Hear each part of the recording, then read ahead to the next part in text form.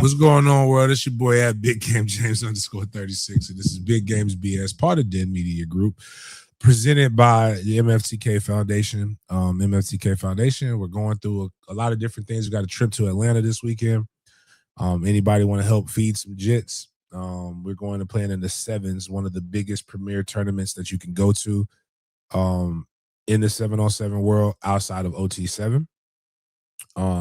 We've got a really, really good roster. We thought we were going to really load it up, but it didn't happen. The injury bug has hit some people, but we've got a young man, Jaden Kelly.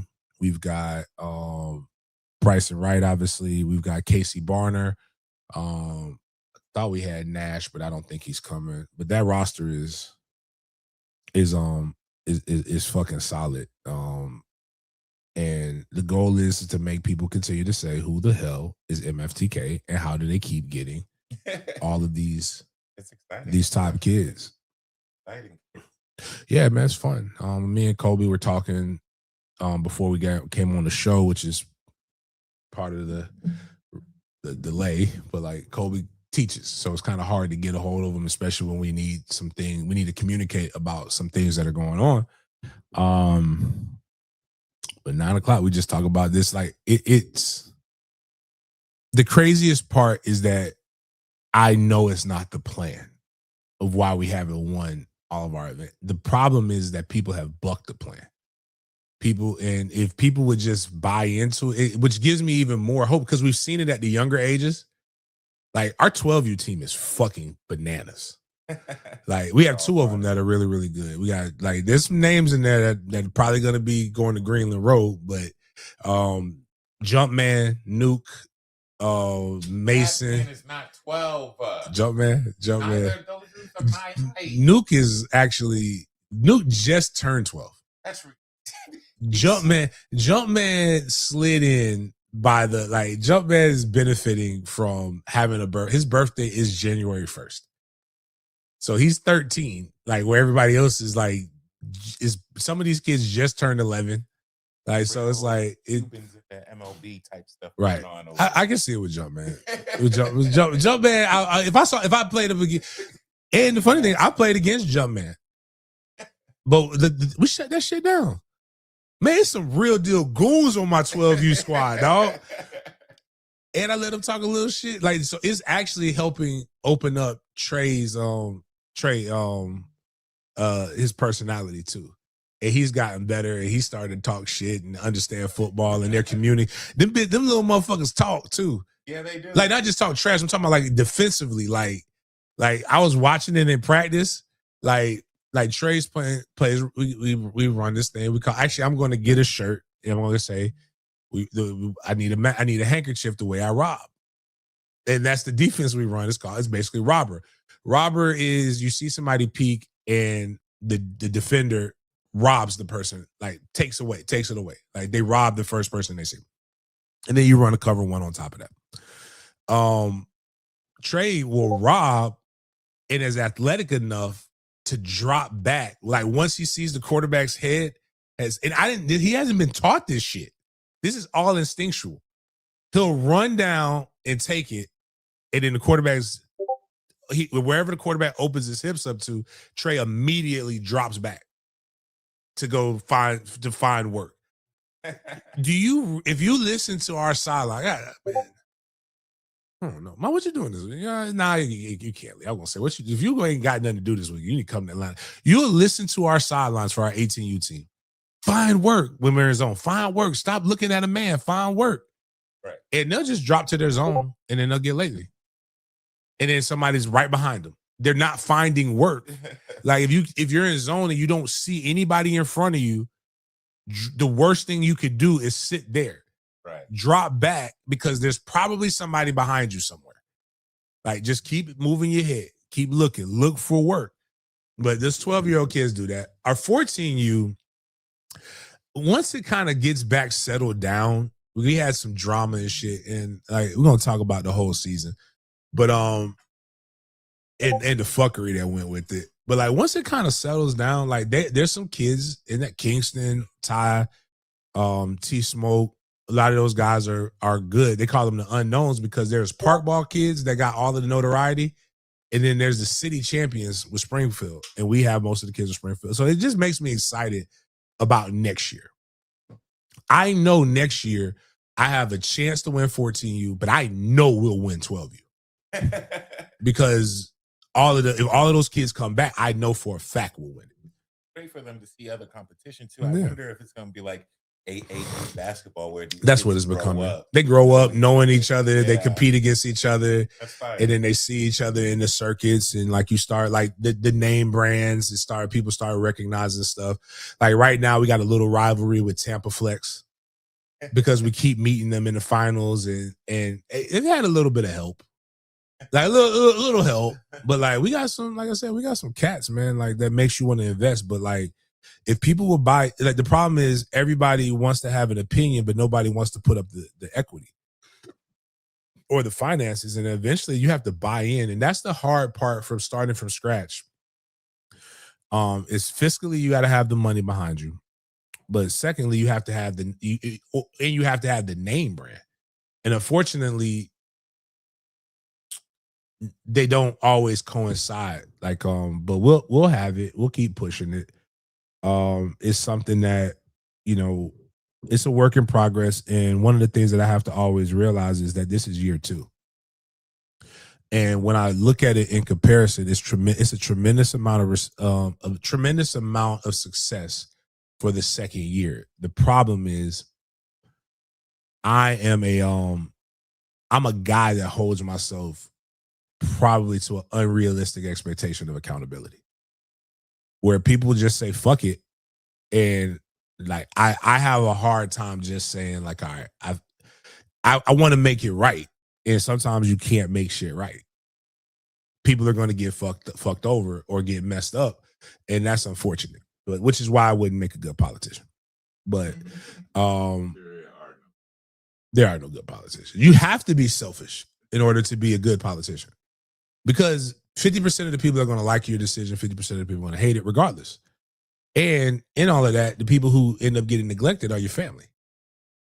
So you have to do what's best because you have to balance the world of doing what's in your best interest and everybody else's best interest. But the foundation, we do that, but we also have a thing where with Gabi High School right now, I have 7 suits that we're going to buy. If anybody wants to donate $100 to the cause, that's how much a brand new suit is to get for a young man. We will gladly accept that to be able to purchase some new suits. But I do have about 11 to 12 suits that I'm going to donate them that have been gently used. That somebody else is giving, and then I also have about 15 to 20 pairs of Stacey Adams shoes that we're going to be able to give to these young men. So, some of these young men are going to be, they're going to be dripped up and draped out. Those are the things that we do. Again, man, it's a lot of people that want to complain and bitch about the world. There's a lot of things to complain and bitch about, but you can either be reactive or you can be proactive. And I think that's just kind of where I'm at right now in life. I want to be proactive more than I want to be reactive. So that's just some of the updates that we're going through with the MFTK Foundation.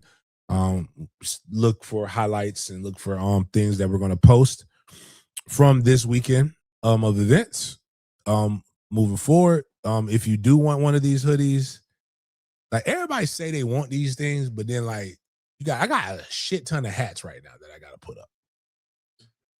And I got a lot of stuff. Like I got apparel and swag. The shit ain't free, people. I run a charity Excuse me, I run a nonprofit, not a charity. Is it all on the foundation website? Not at all. But just tell me you want it. Shoot me. I think this one was like, I think this is like 40 or $50 or whatever. Shoot me the 50 and we'll get it made for you because it is fire. I'm going to get some more. Matter of fact, let me see if my guy Johnny. Let me call Johnny. And before we get into all of the other shenanigans. Because Johnny slow as shit, but he does good work. Man, may not answer. Like, the apparel people, like, the apparel world is wild, man.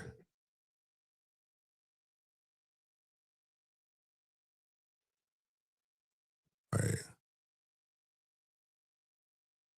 That I do know I have to go to the post office next week. So I will ship things out to people if you want one. If you want a hoodie, I will ship it out to you guys. Or a hat or any of that shit. I'm sorry. I do owe my Primo one.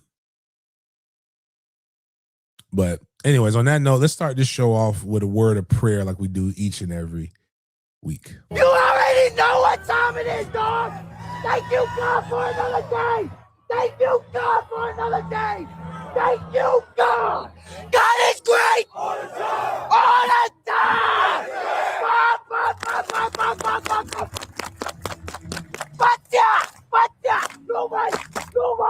Nobody wanna thank you, God. Thank you, God.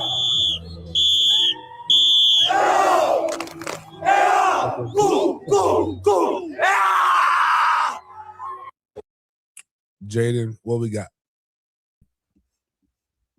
All right, good morning, everybody. Welcome to another morning edition of Big Games BS here on Wednesday, February 25th. If this is your first time here at the show, welcome. And if you're wondering why it's called Big Games BS, it's because we bring the good, the bad, and the BS of the sports world, especially football, to your screens, eyes, and ears.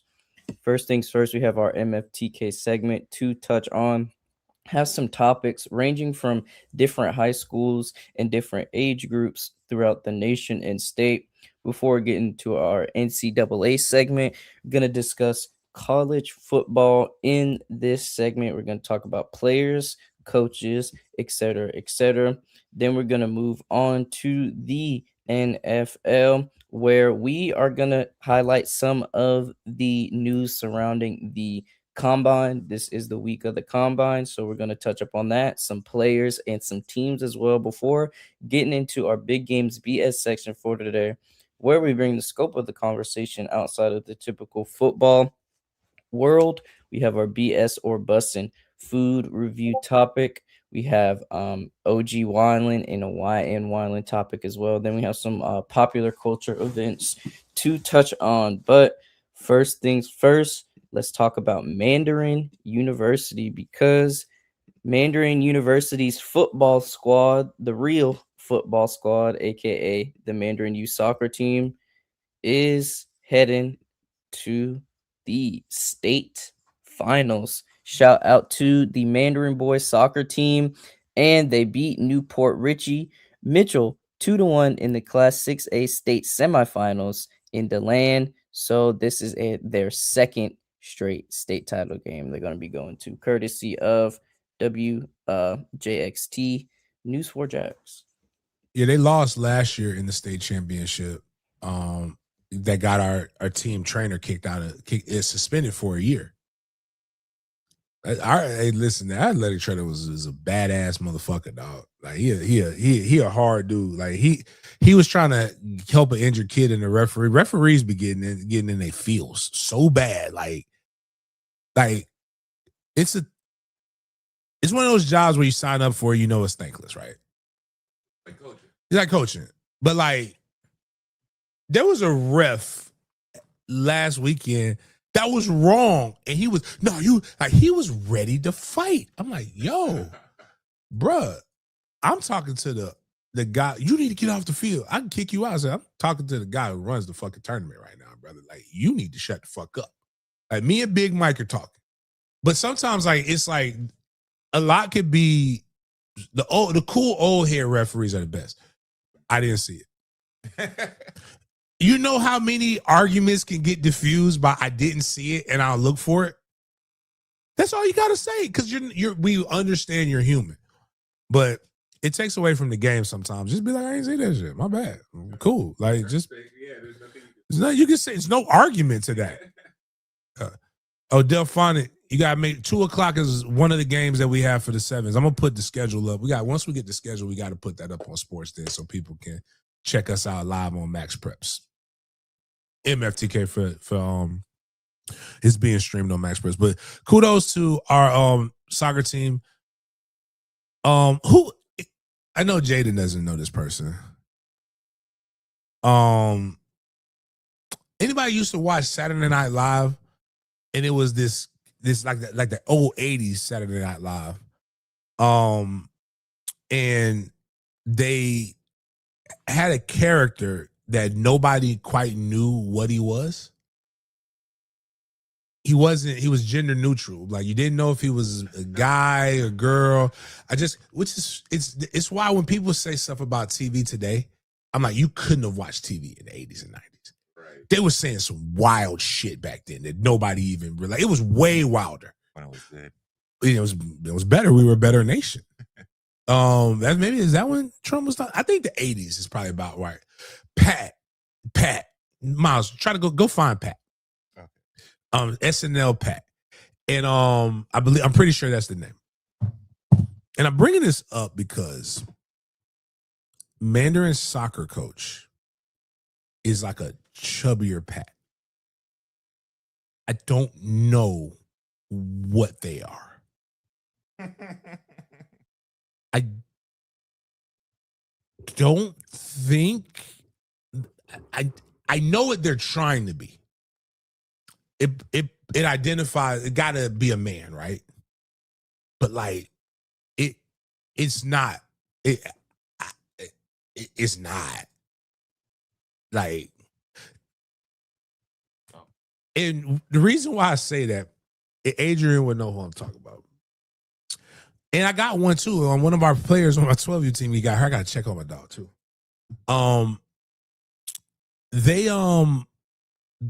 Their mom is a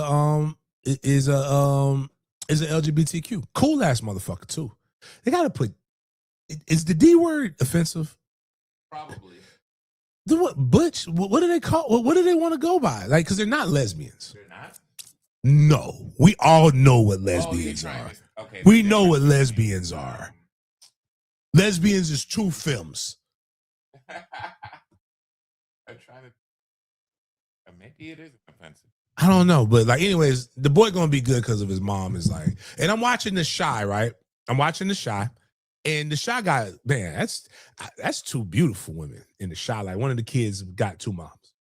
I see what people be saying sometimes. Like, they just sprinkled that gay in there. They didn't. It was unnecessary to the plot line, but it's good to look at. It's cool when it's two lesbians, but you gotta blow up one of those pictures. But she got, like, you can tell, I guess, when they're taking the hormone therapy, like, they can start getting like little strings. But like, there's a lady in Tallahassee that has a kid, but is a man now, and she got a mustache. She had a goatee. Threw me off. I was like, she has a goatee. But yeah. So actually, Pat was canceled. Yes, Julia Sweeney. Pat was canceled. Was cut from SNL's 50 canceled segment. I can. Okay, so I'm saying they got little strings. They got little strigs on the goatee, and like they older. They're like my old. Like, it's just. I thought it was the women's soccer coach when I first got there. Regardless, this is why I always say I don't understand why people say that stuff. It's not a fucking disability, dog. No, like, if people say you gay, it's not a fucking disability, dog. Yeah. It's really high functioning gay people. Well, not high functioning. Yeah, let's not say Jesus that's Christ. Crazy. Like, that's why it's really sound for that one. But Jesus Christ. I have Tourette's. I have Tourette's. Just I have Tourette's. That's what I'm gonna go say. That's Yo, clean, yeah. we're gonna submit my coaching certificate to Duval County and say that I have Tourette's, and that's why it's okay. I have Tourette's. We get to use that all month. All month. Like, yes, it's our month. Like, if I get, it's just. What I'm saying is, it's like, yo, I don't like. Can you do my taxes? I don't care if you're gay. I don't care if you want to wear 12-inch stilettos and you look like Gary Payton. Can you do what the fuck? Can you help me not pay as much money in taxes? That's all I care about. But that is, again, the soccer coach is a really good fucking soccer coach. To get to the state championship 2 times in a row is wild. That means they got a shot to win it. But like, you know, they're a little fluffier, though, a little bigger though, than what Pat is supposed to be. But that was just something, you know, again, so I don't know. It says it's on our website. I don't even know our coach's name. What is the name? I don't even know, because that might solve a lot of my problems. James, if you learn people's names, maybe you'll know if they're of the community or not. I don't like trying to learn people's names. Me neither. I'm still yellow shirt, brown shirt, white t-shirt. I don't like. It was people who paid me. That I didn't know their kids' names. I just knew them as kid. Or like, you know, this kid, like I get paid to know 4 kids. Well, I don't get paid anymore now, but I still will only know, damn, they're the 19th ranked team in the nation. That's wild. Uh-oh. I mean,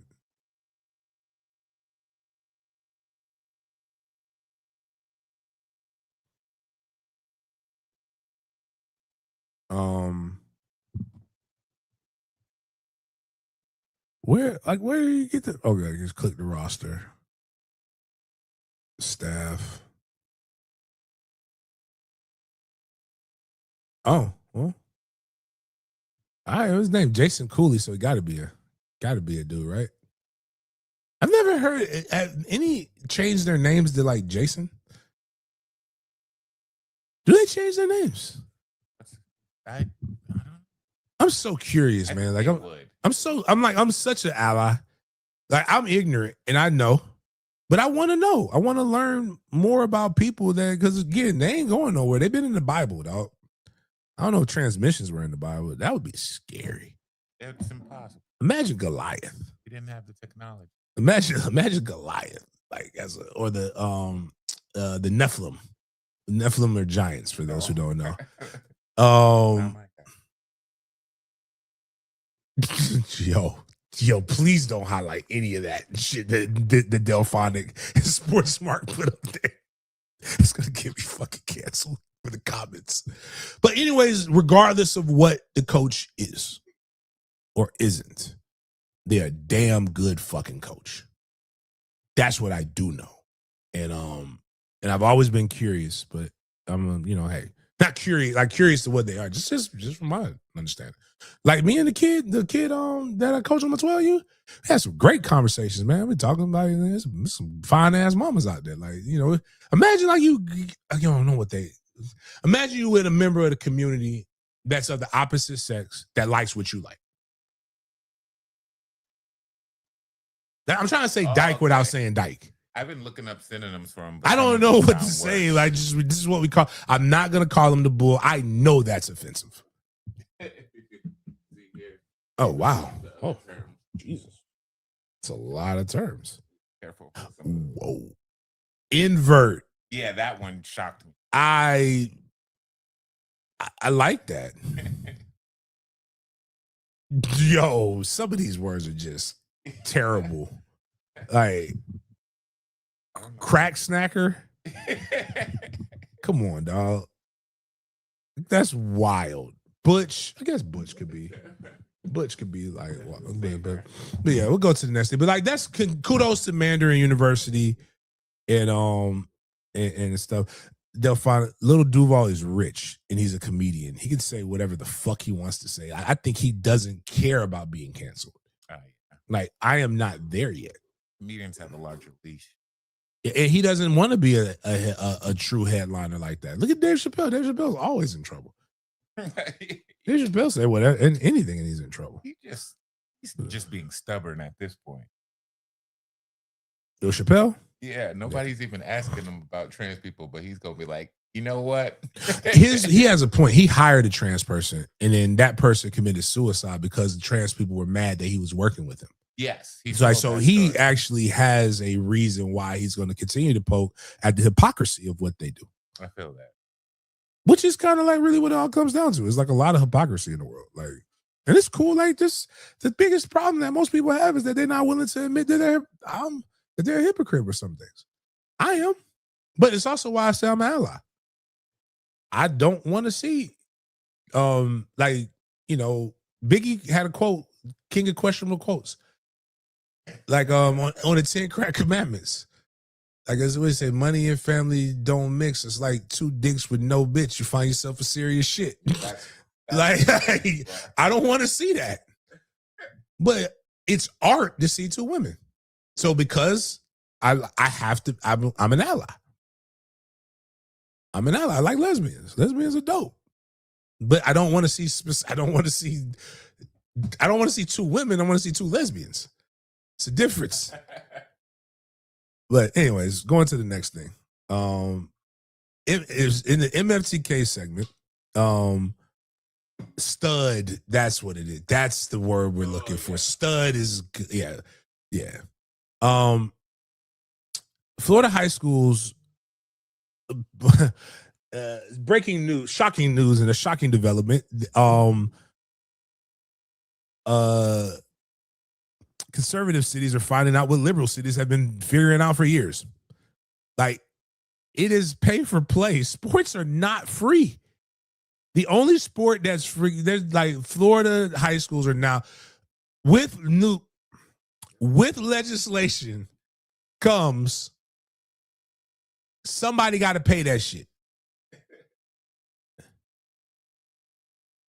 It's the argument of tariffs that I see so many people that have never taken an econ class in college, never took an econ class in high school, never took civics, they don't understand basic principles of capitalism.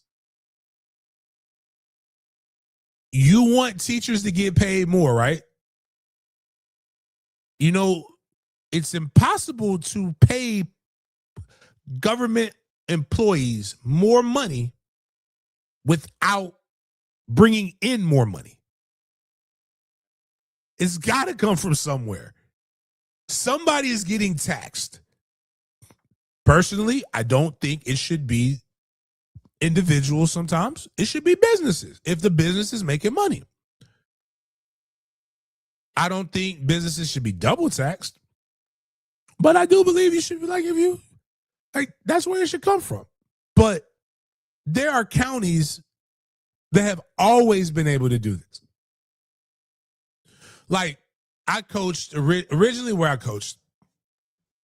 And when I went to high school, Florida High, they have like a lot of schools have an activities fee. So Florida High is free. My high school is free. It's a charter school. It wasn't a private school, it was a charter school.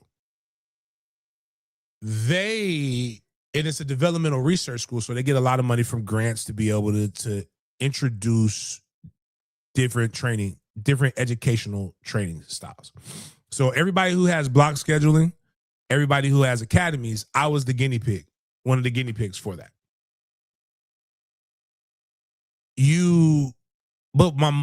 Now, if you were free and reduced lunch, you did not have to pay this.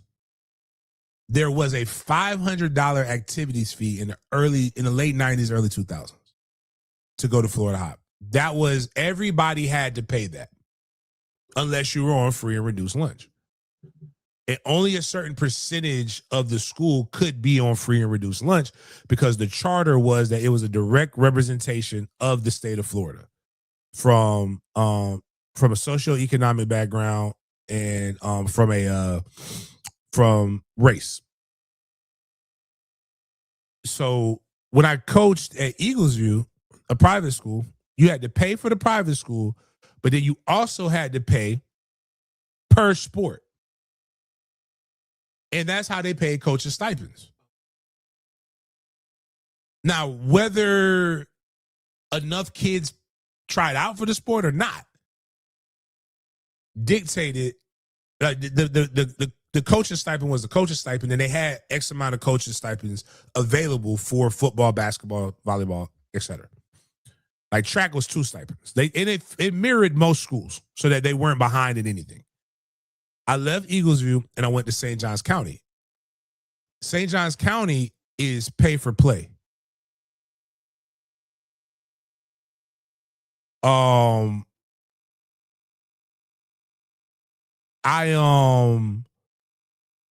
Sports Mart at Florida High was hard to get on free lunch. Like 1% of the K through 12 had that.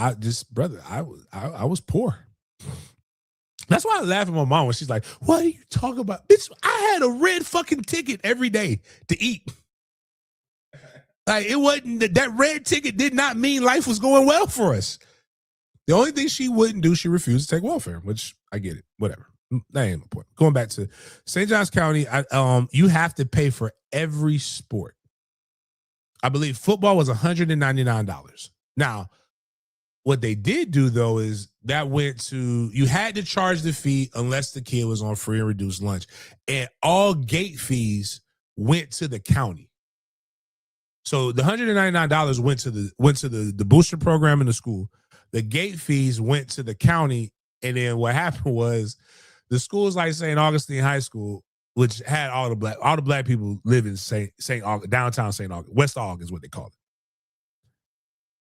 They all went there. And that's how and that's why they were whooping all the St. Johns County schools' ass. There ain't a lot of black kids in St. Johns County, but they all go to St. Aug.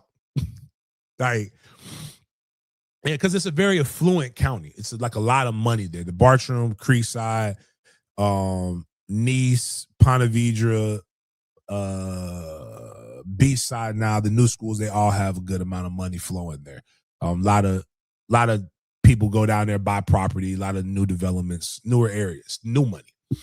But that's how counties did. But now it's like, I don't know if Jacksonville will take heed to it. They probably will have to because of the new rule. Oh, I meant to tell you the update. So I didn't tell you about how coaches are getting, what coaches are getting paid, what the new law that's going to come into effect is going to be, right?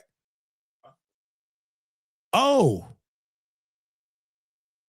they are now allowing, you don't have to, but they are now allowing for this. Every school gets to put one coach on one teacher on an administrative level. They could get paid as much as the highest paid admin. You know who the highest paid admin at every school is? The principal. Deeper than rap though. So that it doesn't get negotiated by the teachers union, it is paid out as a stipend on top of what their teacher salary is. Fire. So let's do, and so I was like, wait, so at first I was like, okay, so you're telling me that a coach could get paid like a coach could get paid like an employee, right? Like so now the principal and the head coach make the same amount of money, right? He was like, no. And I said, oh, so the coach doesn't have to teach. Well, if he doesn't have to, if he doesn't want to, but nah, the coach, it's a stipend. I'm like, you gotta talk to me like I'm dumb. Like, so you're saying that a coach can still teach and make their little funky ass $45,000-$50,000 a year and then get a stipend on top of that? That's equivalent to the. So you can get a $70,000 fucking stipend, right? School principals. So the school principals in Duval County, Florida, earn an average salary of approximately $86,000 to $100,000 a year. That's actually more than I thought. Yeah, I didn't realize that. Yeah, I'm with you. So, and you can earn more. Like there's some that can earn up to 167,000 depending upon their degrees and other stuff like that. But it doesn't say that the coaches have to do that. It says that the coaches can make as much as the highest paid administrator. I'm guessing if the school values the coach as much as principal. If this gets signed into law, where the fuck do you think that money coming from? Every school's not, and on top of that, now booster clubs can raise funds to be able to supplement coaches' stipends. You can see Florida, in theory, surpass Georgia. Now, if they would just add to the facilities, then life would be better too. But you can, like, if Toby were to, and I say Toby at Manor, if Toby was to do what Coach Lloyd did at Ponte Vedra when we were there, he charged everybody $199 because you had to pay. We have 100 kids on our in our football program, minimum. And then you could do a middle school thing, which you should do. Develop the next kid into the Mustang way, which is what we will do. $199 for the whole summer. 4 hours, that's better than daycare. You can get, that's what is that, close to $20K for 6 weeks, 6 to 7 weeks. You do that, you could divvy that up amongst your coaches. Your coaches get paid well. The problem comes in who pays this shit. It should be the lottery, but it's not. And you, on top of that, you got Duval County schools that police people, coaches' language on social media. Meanwhile, they got guys, that art teachers that were fucking little kids in the ass for years, and now they got a $2 billion lawsuit that they had to settle. So they're already at and they're trying to dismantle and and destroy public school education at the same time. Can you explain like the economical benefits a good coach will bring? To the community? School? Oh, yeah, if they're winning. Oh, man. You can grow your academics through sports. The day that professors really, not professors, like academics really truly understand that. Well, they do on a college level. Oh, that's what I'm saying. Like, that's Florida State, literally, they taught us that. That's why none of this stuff with Florida State makes any sense if you actually listen to a podcast that's going to educate you about it. They tell you the whole premise of is to make Doak Campbell Stadium the center of campus. The only way to do that is to expand out. And it costs money to do that, and it's a long-term play. Look at what Florida State was before Bobby Bowden got there, and then look at what Florida State was after. Now, there was a span of years, but when you look at the rapid growth and how it became one of the largest institutions in the state of Florida, it will show you that it's good. If you look at how certain schools have gotten bigger, because it's marketing. The more your school is out there and in different demographics, the larger your school is going to grow. On top of that, having an area where you want families to be able to come because they want the holistic experience. When you're looking to buy a home, you're looking for the school system. You're looking for the neighborhood. You're looking for, can I take my family somewhere to eat? Can I go grocery shopping? What are things I can do? If you have a thriving high school that's free, in theory, it saves you from having to, like that. Like I have a friend, Nina, and everybody know my sons could go to bowls tomorrow. Hey, I probably won't have to pay much for them to go to bowls. I'd have to coach more, but I can. You can barter at bowls. One of the premier academics things. I want my kids to be athletes. Why would I pay or invest $25,000 to $30,000 of my time annually per kid to when I can just send them to Mandarin? Ain't nobody looking at that degree when it come time for the for college. Like when it's for sports, and be like, this bowls degree is it's going to make you more attractive to Florida State football. Fuck no. Can you run 4.4? Are you 6 foot? Are you 200 pounds? And do you hit people hard? If I know I could go to a school for free and the odds are high that I'm going to be able to get my young man or daughter into college, that is the whole purpose of going to high school now. I don't want my kid to be a burden. And guys like Toby who love to teach, this is a win-win for them. Guys like me, I'm cool with it. because capitalism wins. Is this how Georgia's been doing it? Yeah, Georgia's like right now. I thought about it. It was years ago. So damn, it's crazy how time flies. I got offered 2 years ago. I got offered the St. Thomas. Well, Sullivan didn't take the job. I would have made $65,000-$70,000 to live in Fort Lauderdale, and I would have stayed on campus because your sister said she wasn't coming with your brother. I mean, with not your brother. Excuse me, with Trey. I would have stayed down there, and I would have been just a strength and conditioning coach for St. Thomas Aquinas High School. Okay. Damn, strength and conditioning center? At that time, they was making bank. And I could have coached and made another like $4,000 or $5,000. But I also got offered a job at Camden County, or to apply for Camden County. Now, mind you, I also got told to apply for FAMU strength and conditioning job at the same time. FAMU offered me $25,000 to start, and then we didn't finish it. We didn't have any more. Over the entire strength and conditioning program, all sports. And we didn't have any more conversations after that. I was like, that's where you're starting. We're not gonna it doesn't where you're starting and where I'm looking at is so far apart that we're not gonna find a middle ground. Below high school level. Exactly. That at the time that was one Army contract, and I got one quarterly. So I'm like, to work 4 hours. Like, you want me to go work harder to make less money? I'm good. I'm good. I'm good. Love and joy. But you're black. Yeah, that's that shit. Nah, I ain't gonna be singing no Negro spirituals and humming. I got to make money. I'm green. But it is the advantage that Georgia has had is that they've been able to attract coaches to make six figures for years, have immaculate facilities, but with that came a mindset of you have to win. Right. And it ain't just you have to win. Like, you got to be competing for like state championships. Like South Georgia, you get fired. Like, it is like college. It puts the pressure on you. But the problem is, in order to have even making the $5,000 stipend, if you don't run your program like a college program, you're behind.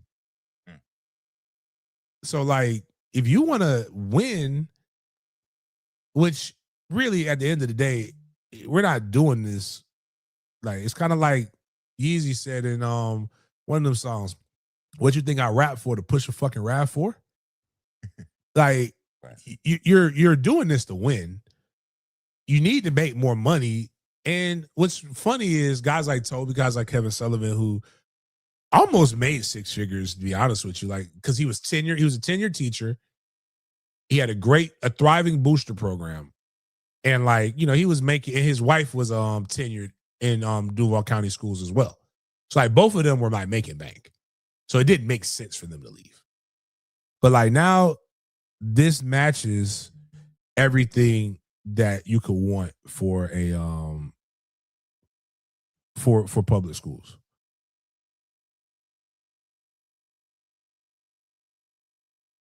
But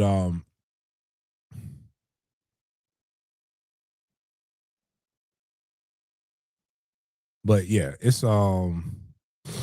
dope. I'm happy for that. But it makes me want to go like, man, do I want to coach for real? But I want to be a kingmaker. I don't want to be the king.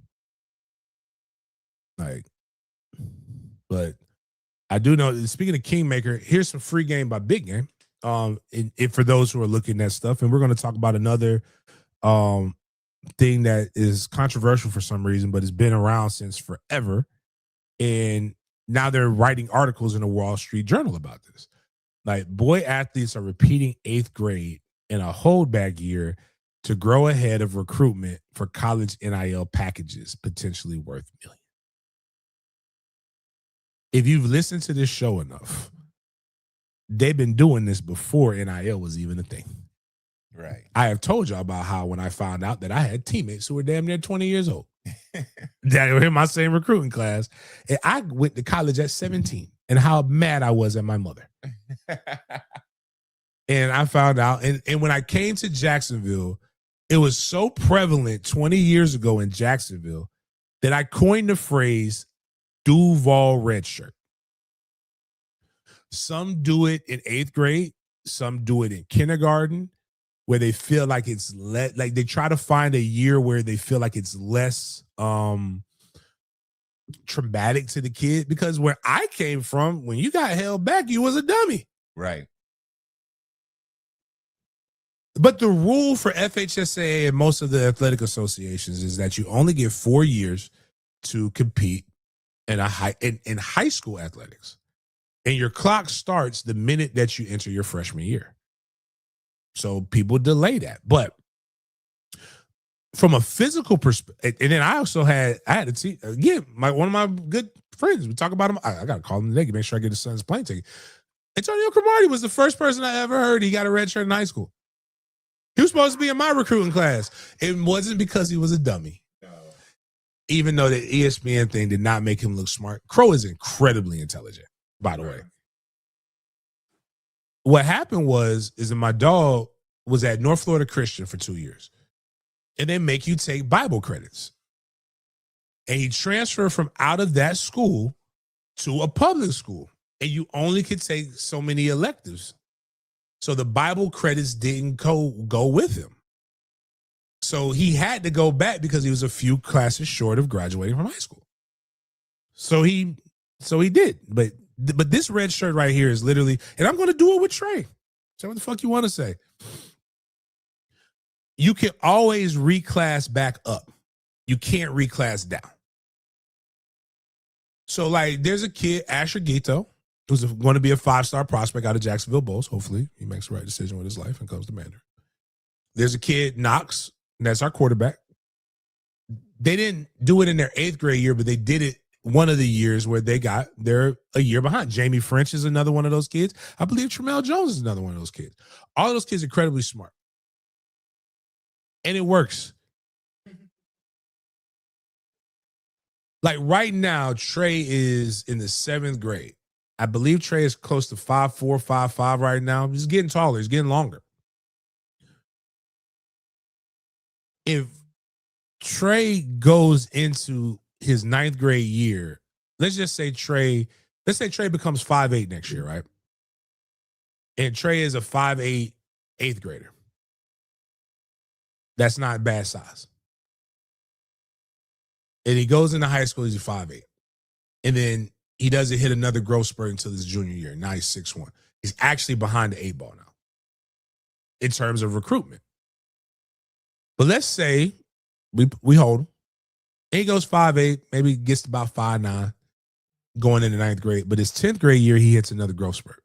And now he's 6'1". He's a 6'1" 10th grader. Completely different trajectory. Now, let's talk about things that our tax dollars already pay for. Dual enrollment. In the state of Florida for years, your kid could be in high school and go to one of the junior colleges at the same exact time. They can graduate with the AA. Trey already takes pre-algebra, which is a high school math. He'll take Algebra 1 next year. You can we'll make sure in his 8th grade, 2nd, 8th grade year, he'll take some Spanishes. He will take a few high school classes. Now, if you are an elite athlete that's going to get some of these NIL deals or not, even if you're a 3-star prospect, the way the game goes now is you have to graduate the fall or have a high school equivalent the fall, like the winter of your senior year in high school. You have to enroll in the spring in college. Take athletics out and let's just purely look at this as academics. If I told you holding your kid back for 6 months would save you money because you can almost make sure your kid graduates with an AA and he can get into any college in the state of Florida with an AA. That fiscally makes sense, correct? So erase the dumb shit about this being about athletics and probably needs to be something that more people take advantage of in general. Because most of your kids aren't ready at 17, 18 years old to be able to go off and be on their own. And you're the one or they're the ones who are paying it. And the whole purpose of going and college is getting more expensive. Cut the cost in half by doing what's right by your kid. But the difference between me at 18 And the difference between me and 17 were night and day. And I've seen it from a training perspective. There are Bryson Wrights in this world. Most of your kids are not Bryson Wright. Most of your kids are Tion Weiss, who, if Tion Weiss had one more year, he'd be a 4-star wide receiver and be going to whatever's. I mean, he's going to FAMU, and it's great for him. I can't wait to watch FAMU games with him. But it's just about leveraging your opportunities and doing what's right by your kid and using the system. It is a flaw in the system, but it nonetheless.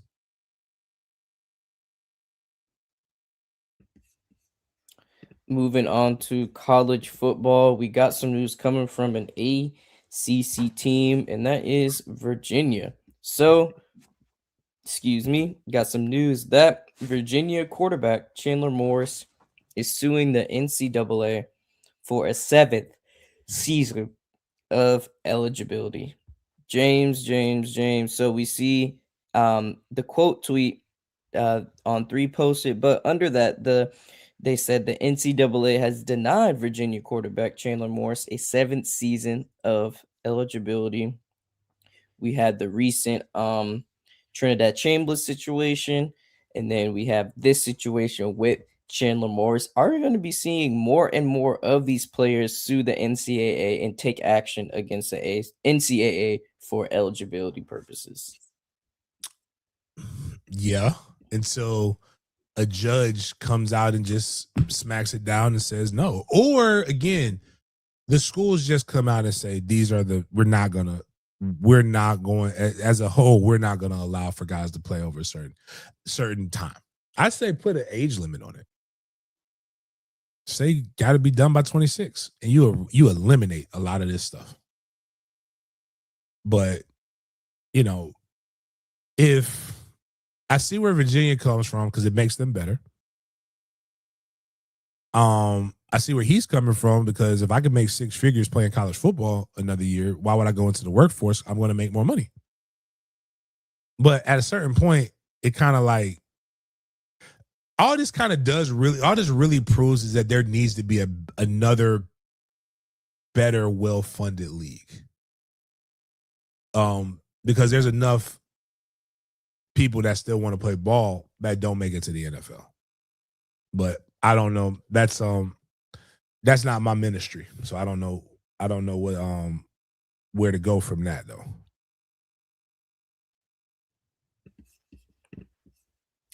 Let's talk about another ACC squad, and they has actually got a commitment from a legacy player, and that is North Carolina State. So Gunnar Rivers, the son of Philip Rivers, committed to NC State, and according to CFB Kings, instantly dropped 35 spots in the 247 sports composite. So Corey Smith actually put, just so we're clear, that's a correction due to rivals putting Gunnar Rivers as a 3-star prospect. Rivers is a top 50 player and the number 6 QB in the 247 sports rankings. But what do you think, James, of players dropping ranks or dropping in the ranks once they commit to a particular school? Because I know that's the talk with Gunnar Rivers.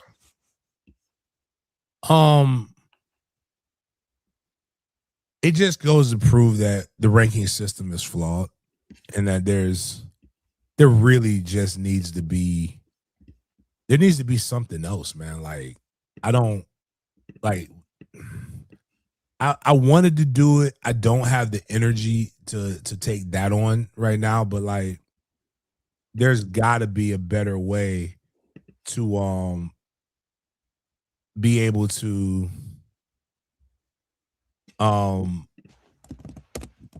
like rank these recruits. Like, I mean, one, he's a legacy kid. He's good. Like, I'm not understanding why, what happened. And one, I do know this. It's going to get a lot of people talking about it, right? Which is going to attract a lot of eyes, which in turn is going to make more people, which is really what journalism is now. journalism is less about what you do and reporting what you actually feel and what actually makes sense. And it's more about making money. Can't get mad at it. But like, I also can't, you shouldn't probably put all your value in this. It's just not a great look, but it's dumb. Like, can the boy throw? Is he anything like his dad? Is he good? And at the end of the day, too, is the jit going to ball? Is he really, really good?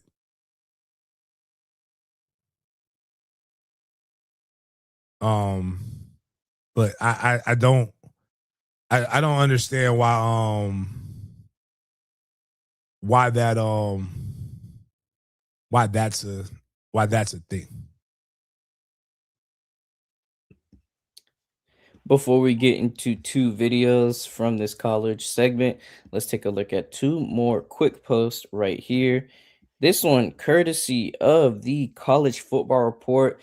They had a similar post in terms of P4 teams in their last time they had a 10+ win season. And now they have actually done the last time each P4 football program won a conference outright. So you see at the top right there, those were your P4 conference winners this year: Indiana, Big Ten, Georgia, SEC, Duke, ACC, sucks to say, and Texas Tech in the Big 12. But you got Oregon, Arizona State University, and Clemson 2024, and Texas, Alabama, Michigan, Washington, SMU, and FSU in 2023. But just take a look at Ohio State. 2019 through 2022 is the last time they won their conference. And going down to Georgia, to Florida, 2007 and to 2013 as well. And some other notable teams on this list: Miami in the column below.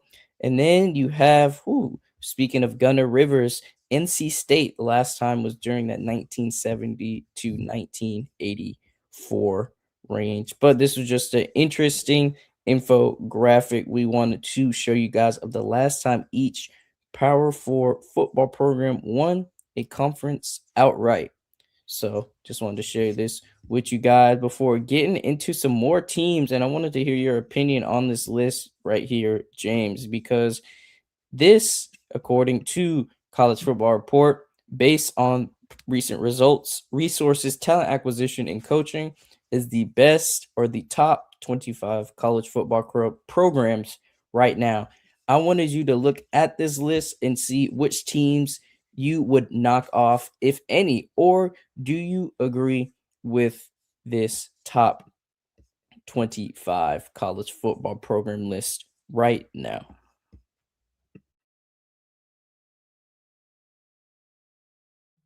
Hmm.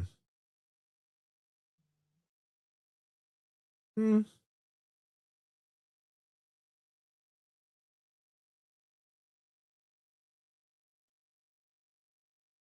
I mean, probably wouldn't put Washington in there anymore.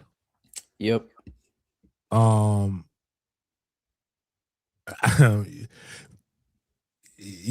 in the back. Like, USC is probably, for as much shit as we give Miami, right? USC is probably worse. Like, nobody's had higher recruiting classes.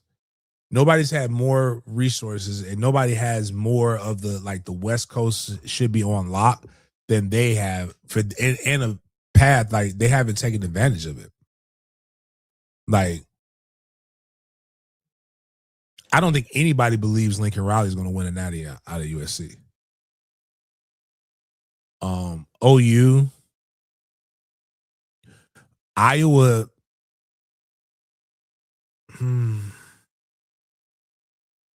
I'd take Iowa, Washington.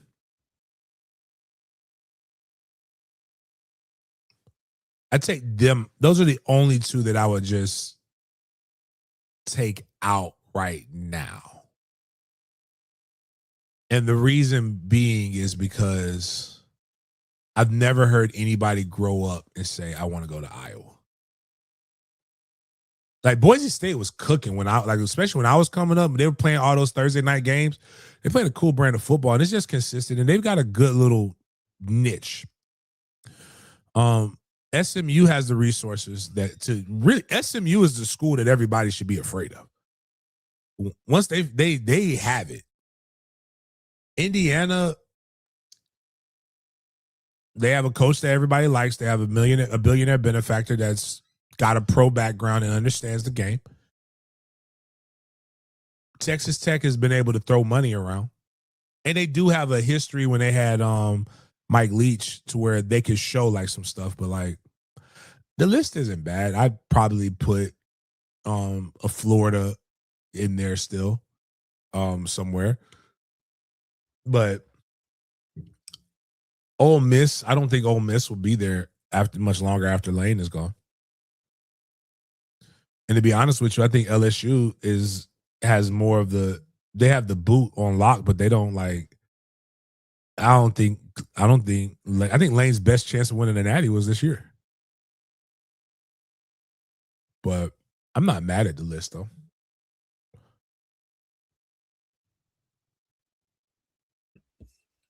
So we BYU actually has the money too.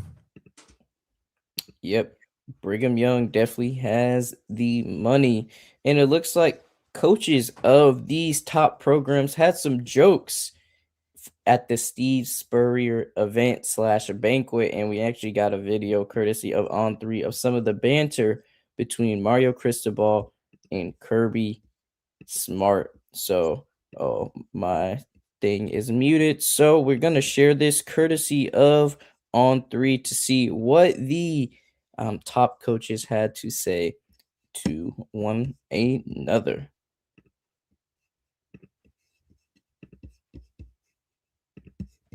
I'll tell you what, the first thing is it's a great piece right there to watch what a player like Carson Beck could do with great coaching. You know what I mean?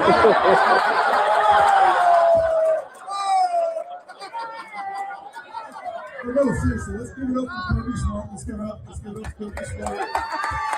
If it wasn't for all his years of pre-NIL, we wouldn't have NIL right now. But, if you reach the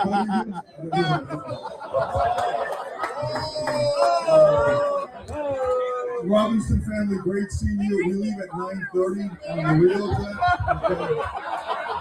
We have more than one restaurant in Miami as opposed to Athens. Damn, recruiting. I really appreciate being here. I know I could go on for a little bit now. But no, you gotta give a guy like Kirby credit. You know what I mean?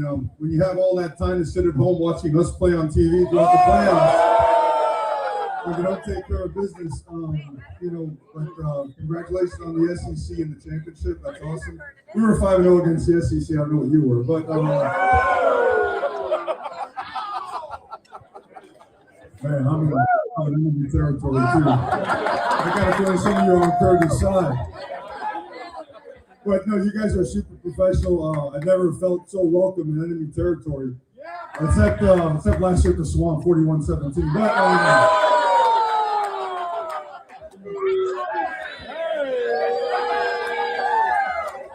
that wasn't meant for that guy. The Georgia guy.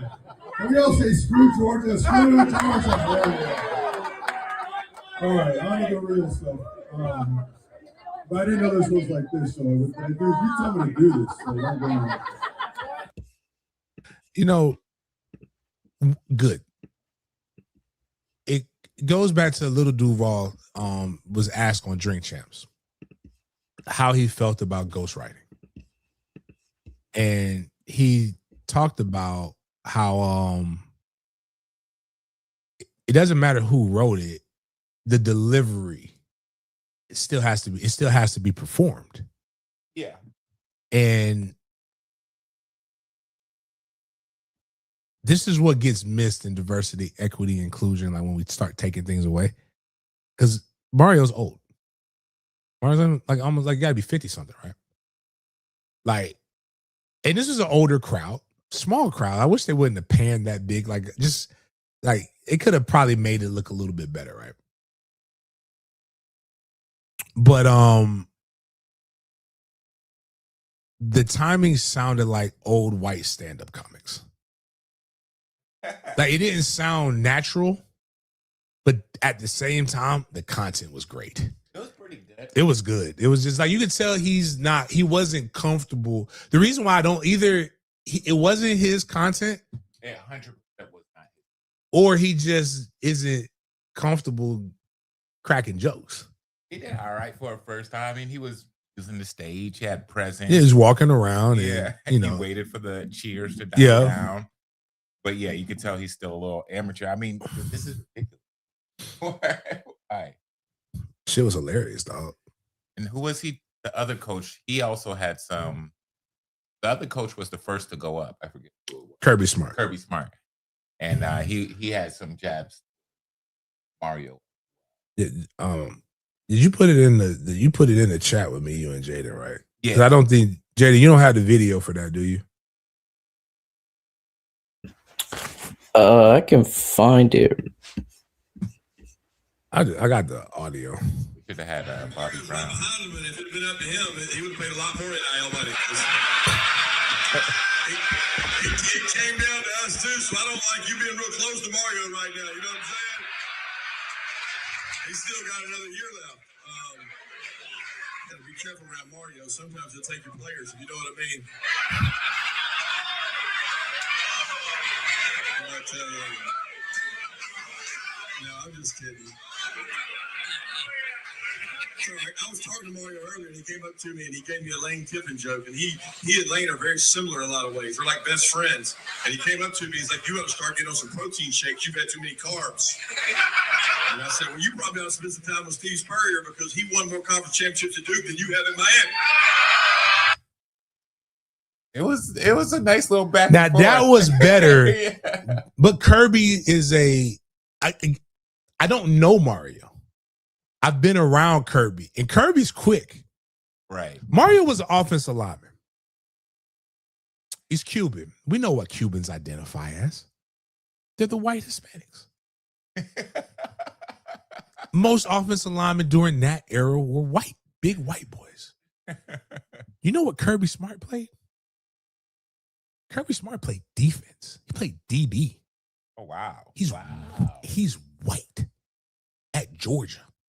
Whoa. Do you know who Kirby was influenced by? The biggest shit talker to ever walk. And me and my dog Corn and Cromartie were talking about this guy, and Mickey Andrews. I hate when old people get closer to death and start trying to get closer to God. He starts saying, like, maybe I was wrong with the way I talked to y'all. And there's no motherfucker.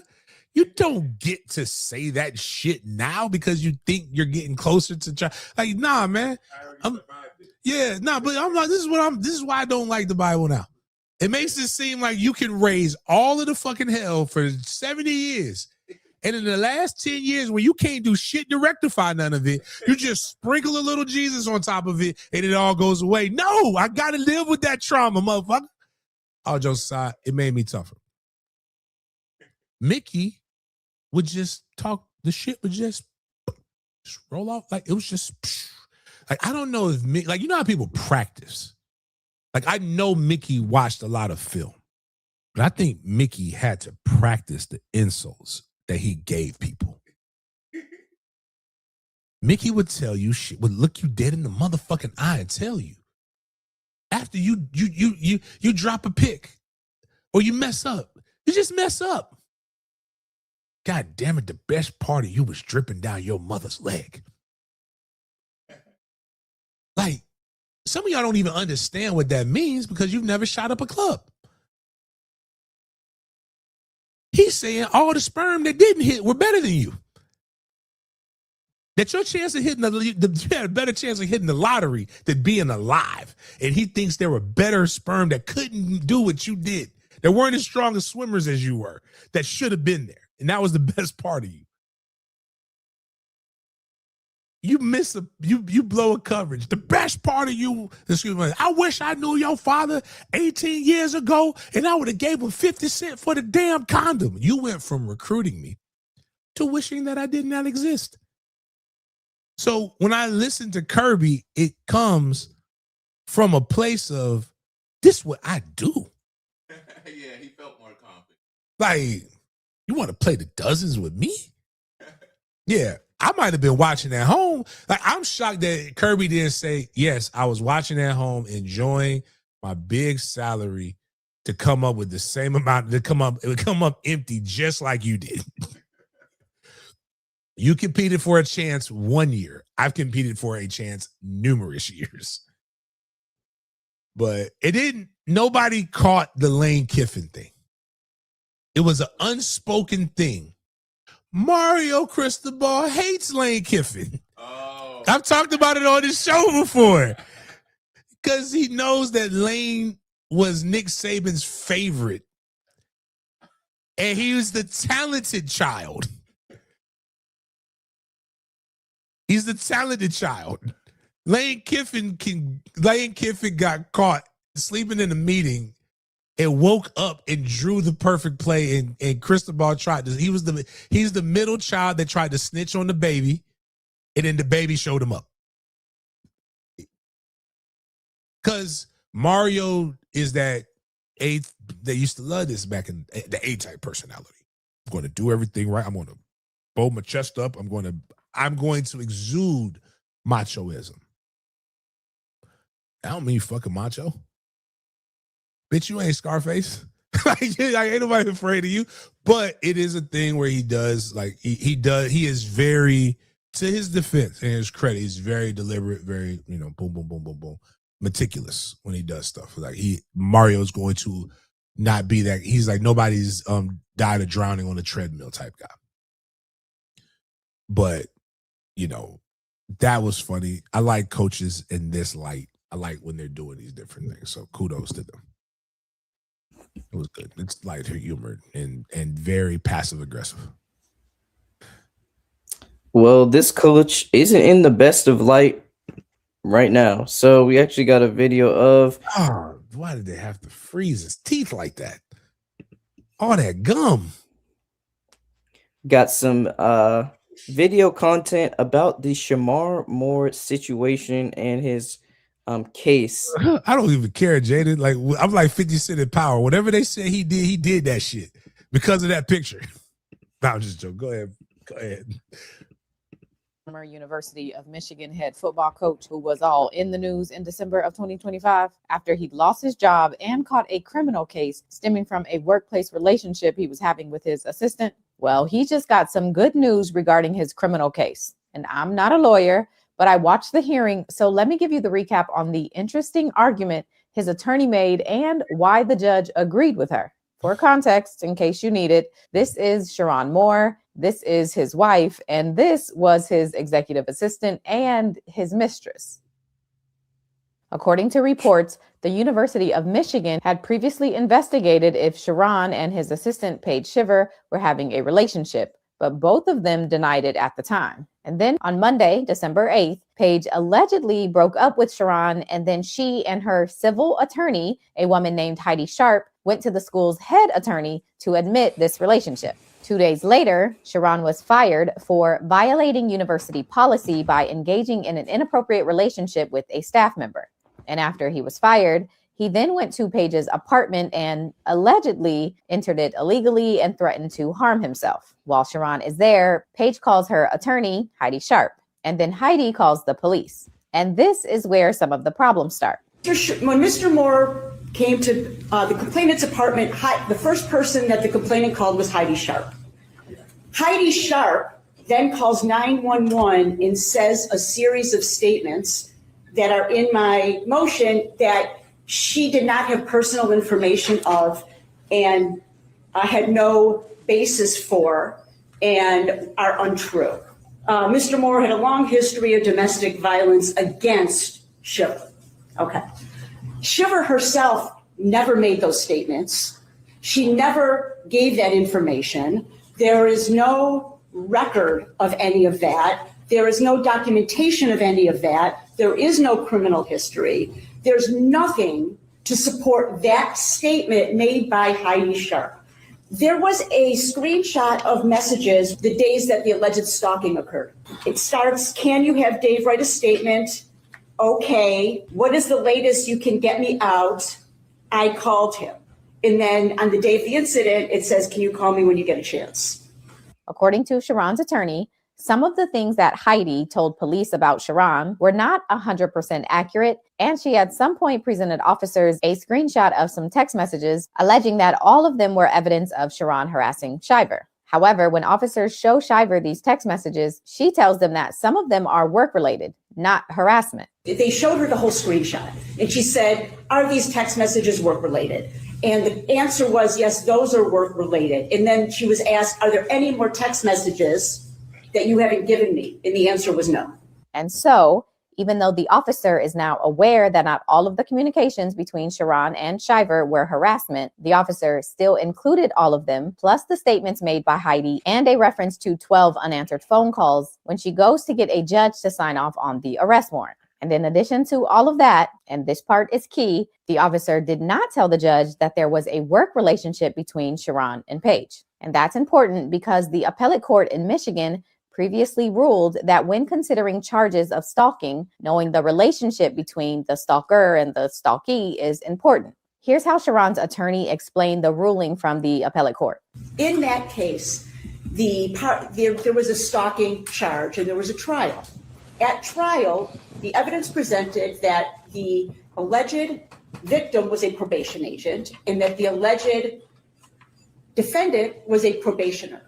The probationer contacted his probation agent many, many, many times to the point where the probationer said, please stop contacting me. The probation agent felt harassed. She had her stalking charges filed. At a bench trial, there was a finding of guilty. On appeal, the appellate court stated that the relationship between the probationer and the probation agent is relevant. It's relevant because what it shows is that contact between the two parties had a legitimate purpose. The contact was for the probationer to notify his probation agent of certain things.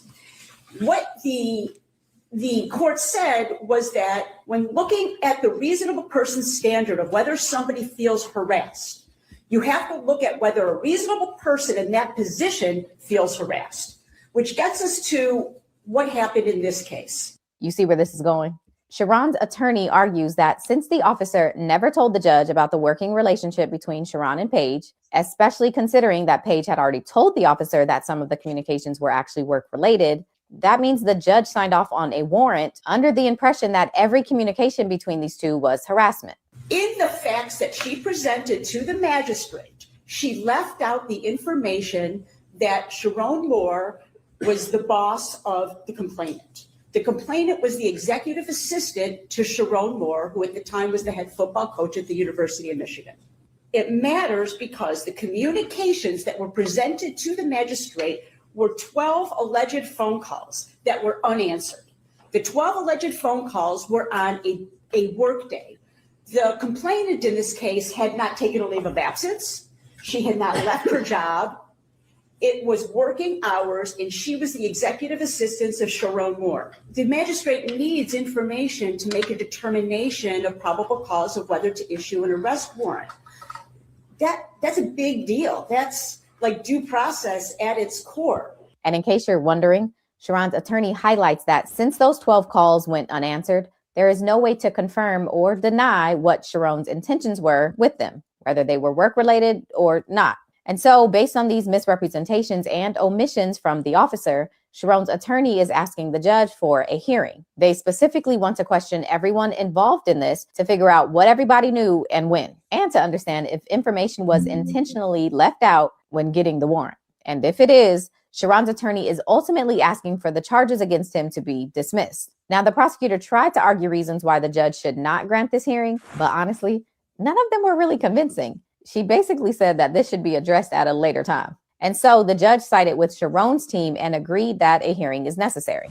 I can only imagine, but this court doesn't know what an executive assistant to a football coach does. I don't know if phone calls or messages might be exchanged all times of the night. I don't know any of that. I can only presume that if they are the executive to effectively a CEO, the range of their responsibilities, duties, communications is vast. But it's something certainly that the court should have been informed of during the swear to. I don't know why that wasn't given to the magistrate. I think that the evidentiary hearing would be necessary because there's no mention of the employment, that context given to the relationship. So the hearing will be held on March 2nd. And just as an FYI, if based on this hearing, the judge determines that the charges should be dismissed, the prosecutors could refile them. But we aren't there yet, so let's just see what happens at the hearing. See what happens when you cheat on your wife. Sharon? That was so unnecessary. I know. So unnecessary. You go on and say, see what happens when you cheat on your wife with a white woman, even though he's married to a white woman. Like it just, and then people saying playing in the snow. Guys, you know what's consistent about this? A woman scorned. Like black women do this shit too. We literally have a whole thing that went by viral clips where we were talking about a black chick that got her brother's friend killed and her brother shot at because she was cheating while she was cheating on her husband with the former FSU player.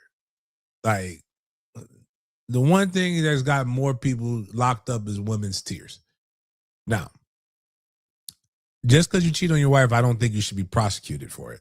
I don't think you should have to lose it all for it. Like, honest to God's truth, he's a football coach. He should have been fired for not being an effective football coach at the University of Michigan. They were looking for a way out. He gave him a way out. She helped. There was probably a better way to do this. And there's a lot of ends that weren't tied up in all of this. The beauty of this is that there's going to be a lot to feed off of this. Because one, she didn't call 911. She like you're in danger and you text your lawyer? Seems suspicious as fuck. It seems like you were trying to set this guy up for a payday. And I hope that he in turn, he will never be able to gain the money that he would have gained as being the head coach of the University of Michigan. And effectively, his football career is over. He will not be able to make any money off of being a football coach anytime soon.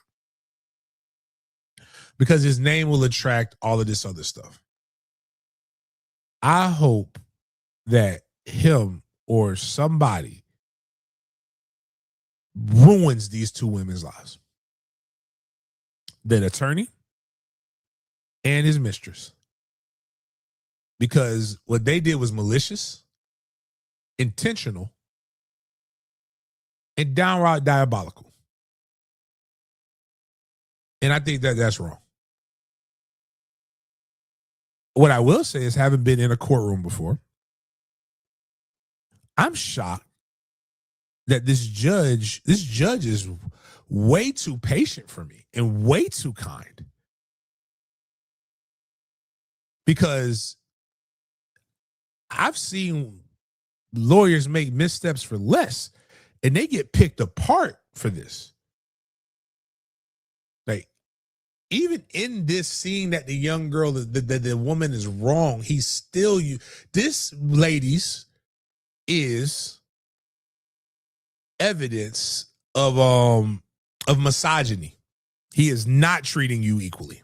He is treating them with kid gloves. Because if it would have been on the other side, he'd have been picking that man apart. If a man would have done that to a woman, he would be picking that man apart. Like, I just don't. I'm just befuddled. I don't understand why you wouldn't mention that there was a work relationship. You know why they didn't mention that. You know exactly why they didn't mention that. They wouldn't have a case. Is he wrong? Yeah, he's wrong. Wrong. Does it deserve to go to jail? No. Like, to try to put a man in jail is downright diabolical, and I'm actually really tired of that. Like, you want to go scorched earth? Fine. It's time to, like, again, I tell people this all the time. I'm going to fuck up. Players fuck up. I'm not going to fight you. I'm going to put my hands on you. You try to harm me, I am going to prosecute you to the fullest extent of the law. You will learn a valuable lesson fucking with me. You slashed my tires, no doubt, Your Honor. It was her. I'm snitching. Try to, I don't.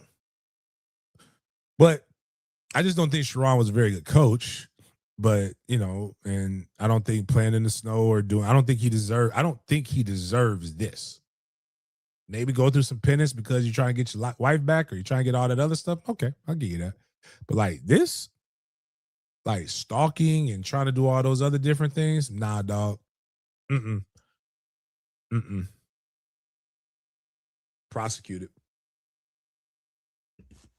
Now we're at our NFL segment for today. We got some things to get through before our Big Games BS segment. So first things first, we only have one quick Jaguars topic to discuss, and I know which person James is not picking for this post right here. But besides Travis Hunter, I knew you wouldn't choose him anyway. Who was your favorite draft pick for the Jaguars in 2025? I'm like the two running backs, but shout out to 3-6 LaQuint Allen though. Like that's on Mr. On Site. Like he's the one who he was ready to fight everybody. But that would be the guy I picked. Tooting in them.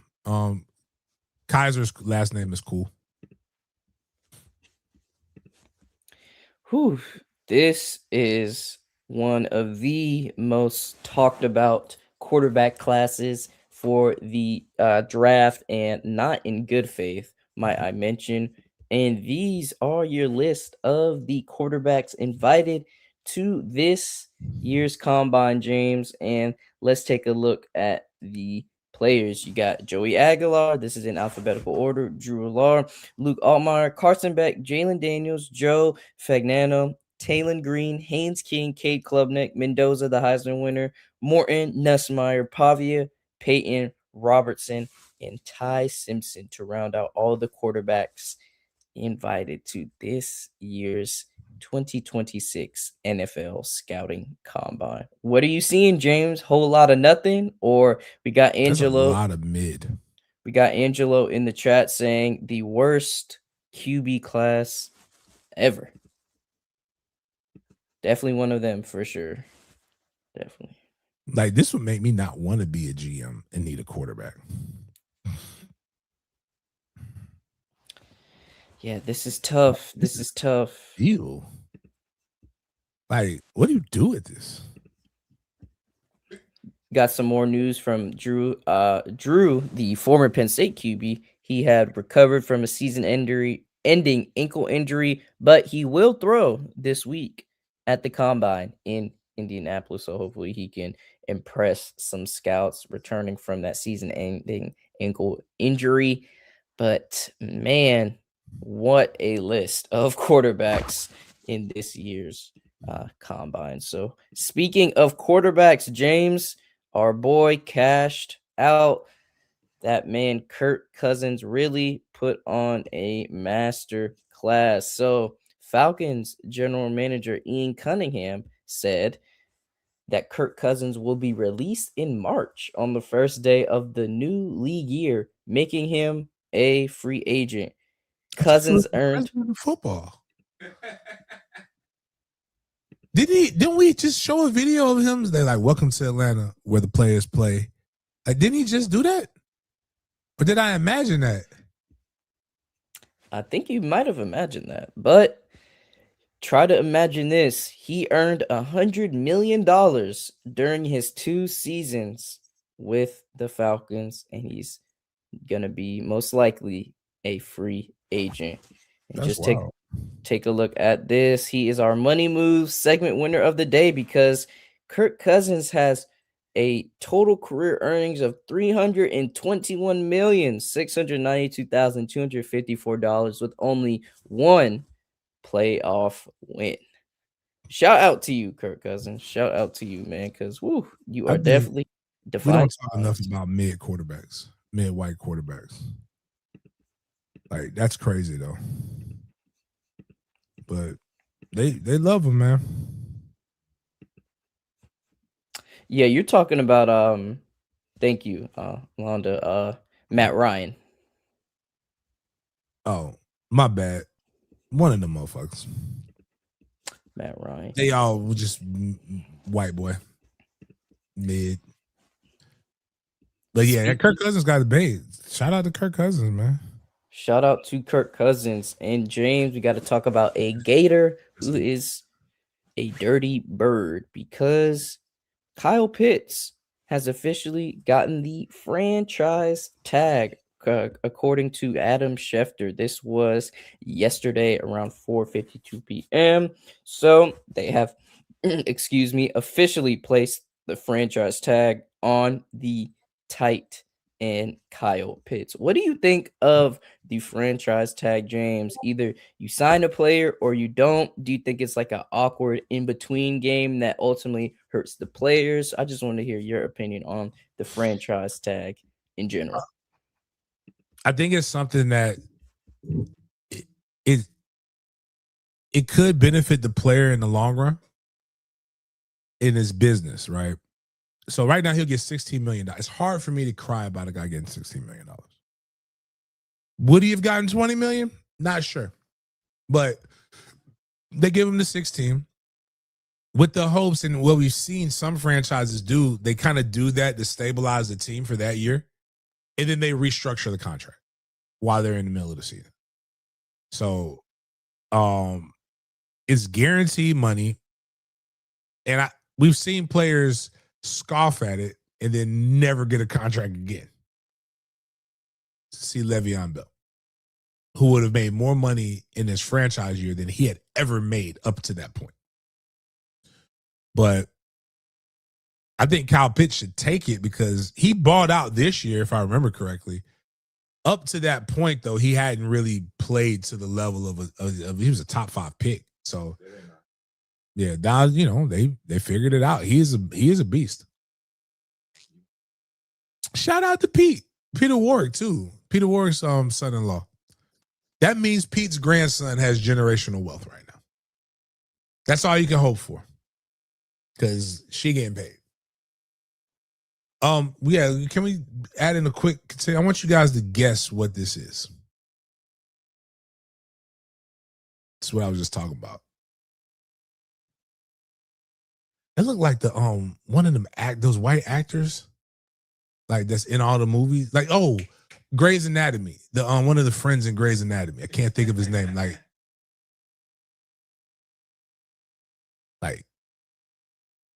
just this is a conversation we were just having, and like how like it's getting, you'd never know. As a kid, has a kid.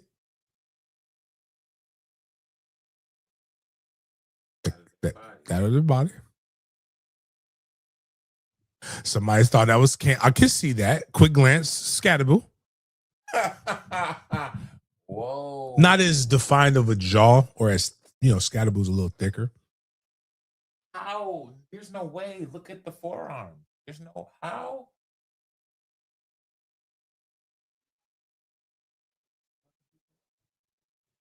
That's not what they look like. Nothing like that. Really? That's two. It's two X's. I was born a little. Just a little. That motherfucker look like they can run some hellified routes. Like they're playing that is, if you could have, that's a wide receiver for the New England Patriots during Bill Belichick's era. But you can take that down. You take that down. Now we go back to the regular schedule programming. But for the record, the name is Peaches. The correct answer would be the name is Peaches. Kid, shit you not. The world is a scary place. Cool people though. Cool people. My bad. Go ahead. So it looks like Browns GM Andrew Berry indicated that Shador and Deshaun Watson will be among those competing to be Cleveland's starting quarterback in 2026. I know a lot of people are fans of Shador. A lot of people are curious about Shador's journey, especially this upcoming season. But Adam Schefter, courtesy of Browns general manager Andrew Berry, indicated that him and Deshaun Watson are going to be battling for that QB1 spot for the Dog Pound. With 5 new offensive linemen. Yeah. Good for you. Tough for the Cleveland Browns. 5 offensive linemen are going to go become free agents. So we will see how that will pan out for the overall quarterback play for this upcoming season.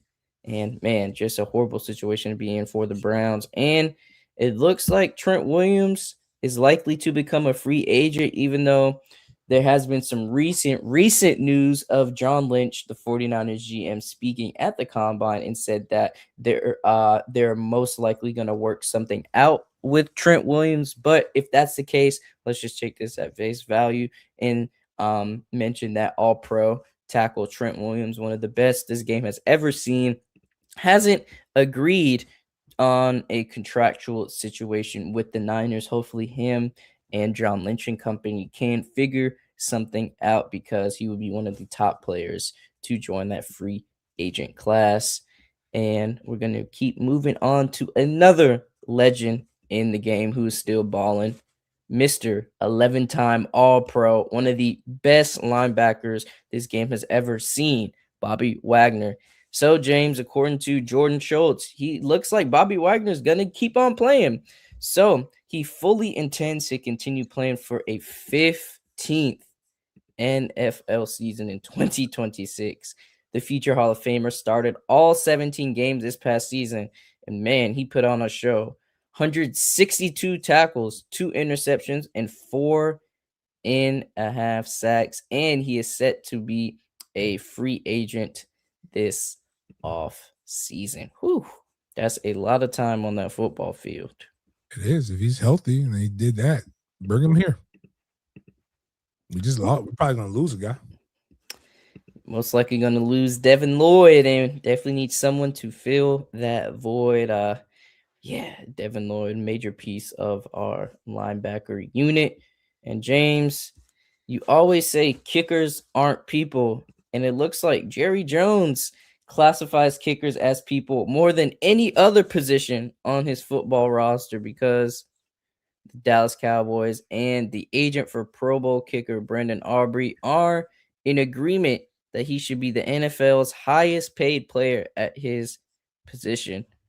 The disagreement is by how much, however, but it looks like Jerry is going to pay his kicker. Good for Jerry. Good for Jerry.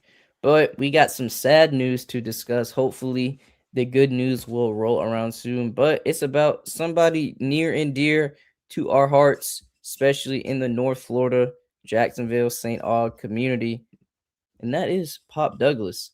So according to Dove Kleiman, and according to, more importantly, via Christopher Price, a beat writer for the Pats, Patriots wide receiver Demario Douglas says he has yet to have contract extension talks with the team, but says he would, quote, love to stay in New England. Quote, this feels like home. I loved working with the coaches last year. It felt like I finally got to work with the complete staff. Man, just hope Pop gets a chance to get that extension with the Pats. And Mandarin you. Did something during this. Well, he caught the. Yeah, bring him on back. He just got I think they got a Pop Douglas Day in St. Augustine, where he's West Aug, where he's from. They just announced that the other day. So kudos to Pop, man. I want Pop to get that money, and then because you can donate to schools now. Donate to Mandarin so we can get some coaches, so we get paid. In the words of young Dolph, a minister gunned down too soon.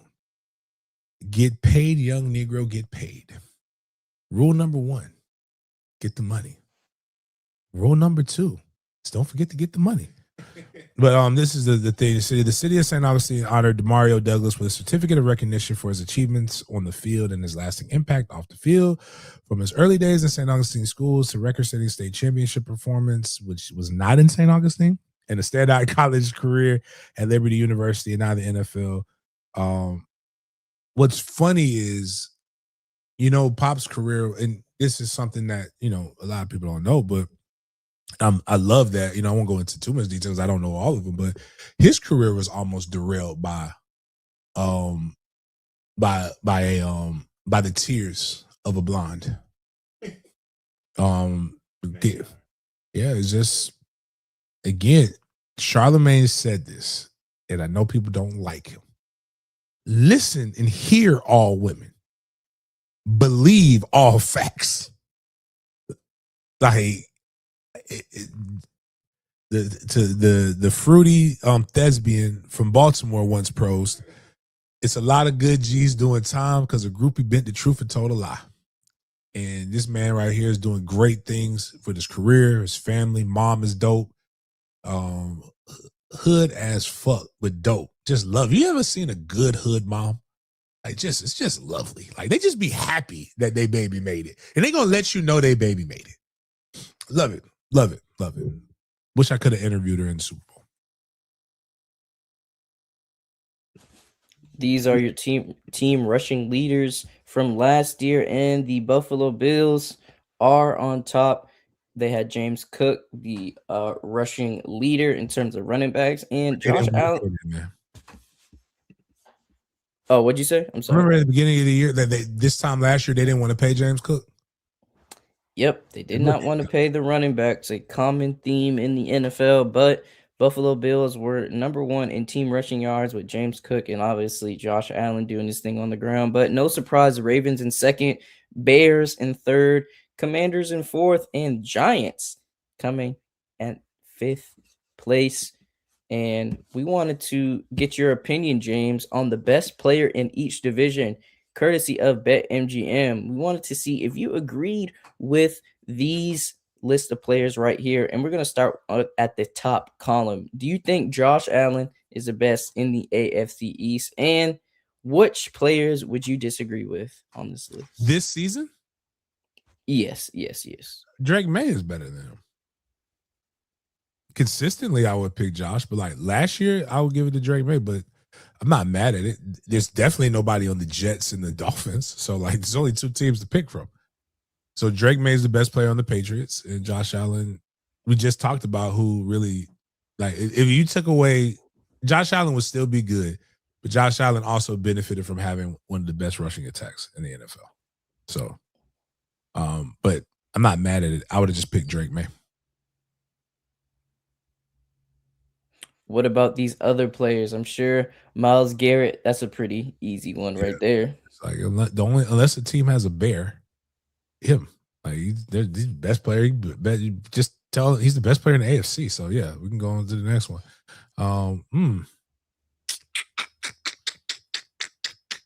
Shoot. It could have been the Colts would have had a argument with Daniel Jones had he not got hurt. Definitely would have had one with T. Law. I'm not mad at the pick. I would go with Trevor being more homerish, but I'm not mad at that at all. Will Anderson is a very good player. Patrick Mahomes in the AFC West had not the best season off dealing with that injury, so definitely going to pick somebody else. I'm thinking somebody. Mini Baker. Let's give her the Broncos. Bo Nix. Bo Nix was a better quarterback this year, but so yeah, definitely nobody from the Raiders.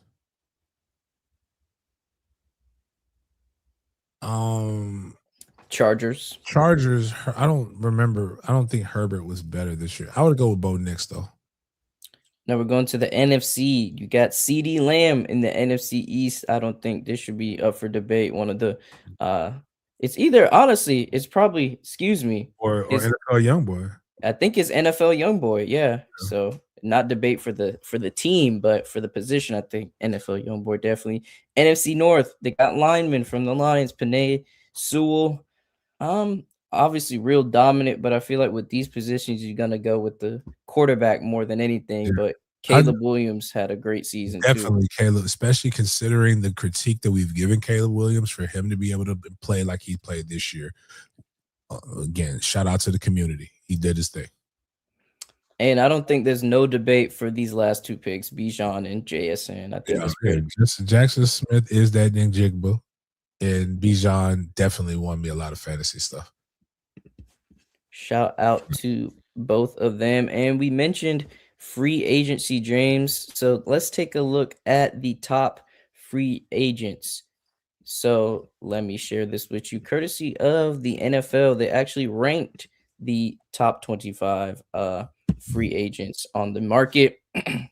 Let's get it on with number 1, Malik Willis, George Pickens, Jalen Phillips, Tyler Linderbaum, Alec Pierce, Trey Hendrickson, Devin Lloyd, Daniel Jones, Odafe Owe, Kenneth Walker, Mafe, Shaheed, Hall, Veer Tucker, Edwards, Evans, Dean Otten, Pitts, Likely, Robinson, Walker, Illuminor, Etienne, and Franklin Myers. So Christ, this no free. Holy, this is the worst offseason ever. There's a lot of guys about to get paid a lot of money that are not worth it. This is the year to restructure your good players. Malik Willis, I believe, can have the Daniel Jones effect. What's my guy who was with the it was with the Seahawks, was making them good, but now he's with the Raiders. Geno Smith. Yeah, Malik Willis could have a Geno Smith arc, right?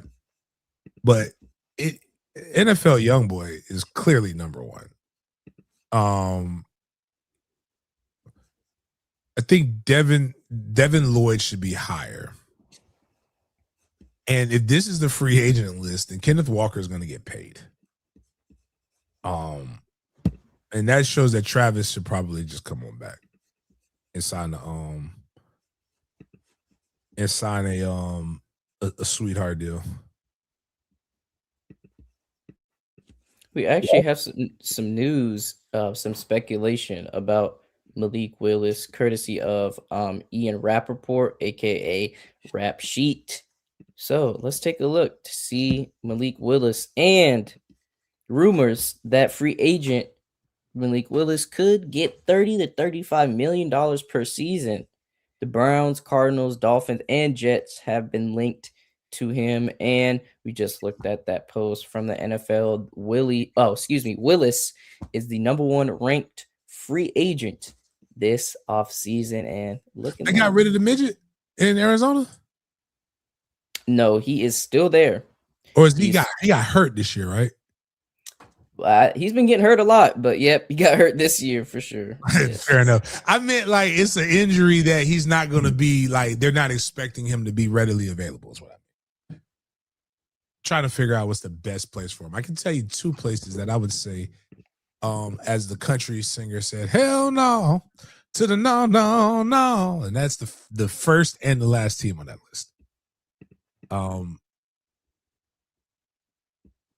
I go to the Dolphins though. I go to the Dolphins. At least you have fun. Arizona's fun though. I don't know, but right now you got a decent running back in there, and that's just where I would go. Now we are at our big Games BS section for the day, where we bring the scope of the conversation outside of the typical football and sports world, but we are still subject to mention some sports topics. But first things first, let's get on with this BS or bussin' food review segment. And we got a little bit of a different type of food I really never seen before, this fusion food, if you will, but it's a lasagna inspired jacket potato variations. So we're gonna see if this is BS or potato is, if it's bussin'. So let's play the video. But first, let me make sure. We can always mute the song out if it's music. Yeah, we'll just play the video right here for you guys with no sound. Just FYI, if you're wondering why it's muted.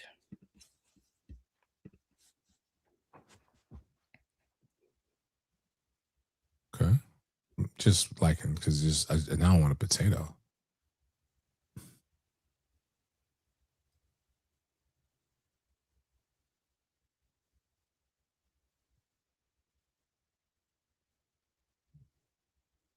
Yes, this is a chili. This is just a chili cheese potato. Like this is what I used to do at Wendy's when Wendy's used to sell potatoes. Well done. You know, Really look good. yeah, you get the potato, you get the chili, get a little bit of the cheese, get maybe sour cream. They have extra. Like what is it? What was that? I guess that was the cheese that you put in lasagna, I guess, or whatever. Like that wasn't ricotta. But yeah, I'm gonna eat that. That's just throwing stuff together, man, and making it work.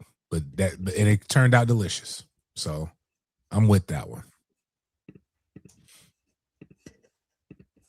So we have an OG Wildin segment we're gonna get and discuss today.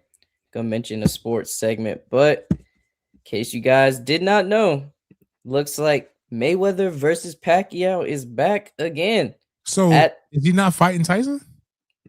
I think that fight is still gonna be occurring as well. I'm not too sure, but I know with this, Manny Pacquiao and Floyd Mayweather are gonna be fighting at the Sphere in Las Vegas, Nevada, live only on Netflix, Saturday, September 19th. I'm not going to watch the fight. I already know I'm not going to watch the Tyson fight either, but just to let you guys know out there, keep you guys informed that Mayweather versus Pacquiao is going to be happening on September 19th in Vegas, live on Netflix, only on Netflix. So are you going to be tuning into this fight, James? I would be like midnight when they actually get to fighting on a Saturday. So I'll be up because I'll be watching football. So like, it's like, if I'm like on the porch smoking, it depends on where I'm at in the world. I don't know. I like the pugilistic arts. I know Pacquiao is slow. Mayweather is slower, but like he couldn't hit him last time. And they're probably gonna have all kinds of shit like this. I need Crawford to fight again. Did you see this chick was coming at Bud? Like, women are crazy. Like, this man's been shot in the head, and he's like, and she's like, I'm the woman that you claim was stalking you, and rah rah rah rah rah. I'm like, damn, baby, like you literally look like you stalking him right now. Right. Okay, even thinking about you. But I'll fight. I like car wrecks. It pleases me.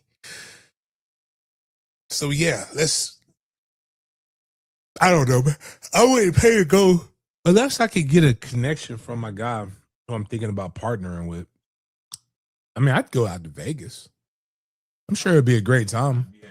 Like I watch Guns and Hoses here.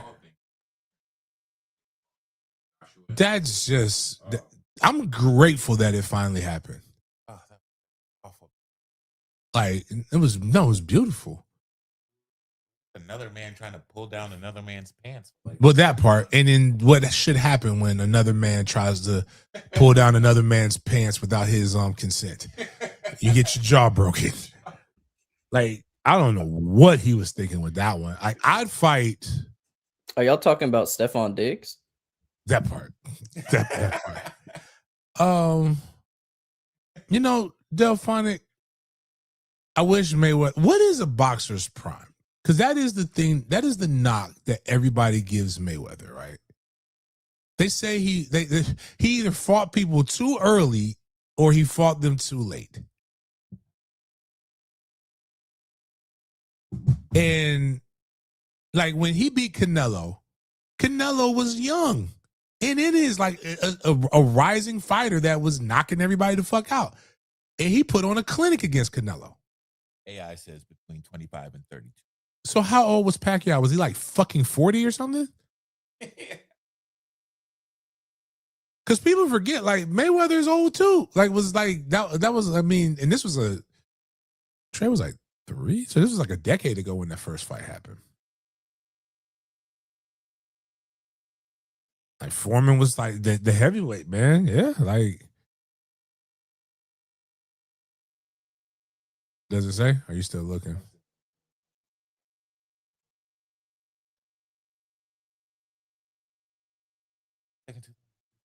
Floyd Mayweather Jr. was 38 years old and Pacquiao was 36 years old.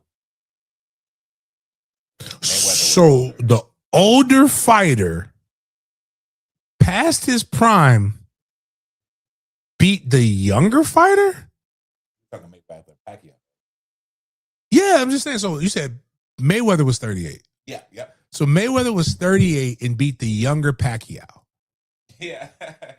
Like I think it's it's people's disdain for the way they don't like Money Mayweather. But he has to be that to sell. But like they wouldn't like it Pretty Boy Floyd when he was out there working people. And then once it's the craziest thing is about Floyd changing his style after he realized that he had like his hand, like he kept breaking his hand. Once he realized that and he became a more defensive fighter, the goal isn't to get hit in boxing. Right. The goal is to score points. It's actually it's called the pugilistic arts. And the thing is that what he asked, and it's the same thing that people ask Canelo to continue to do.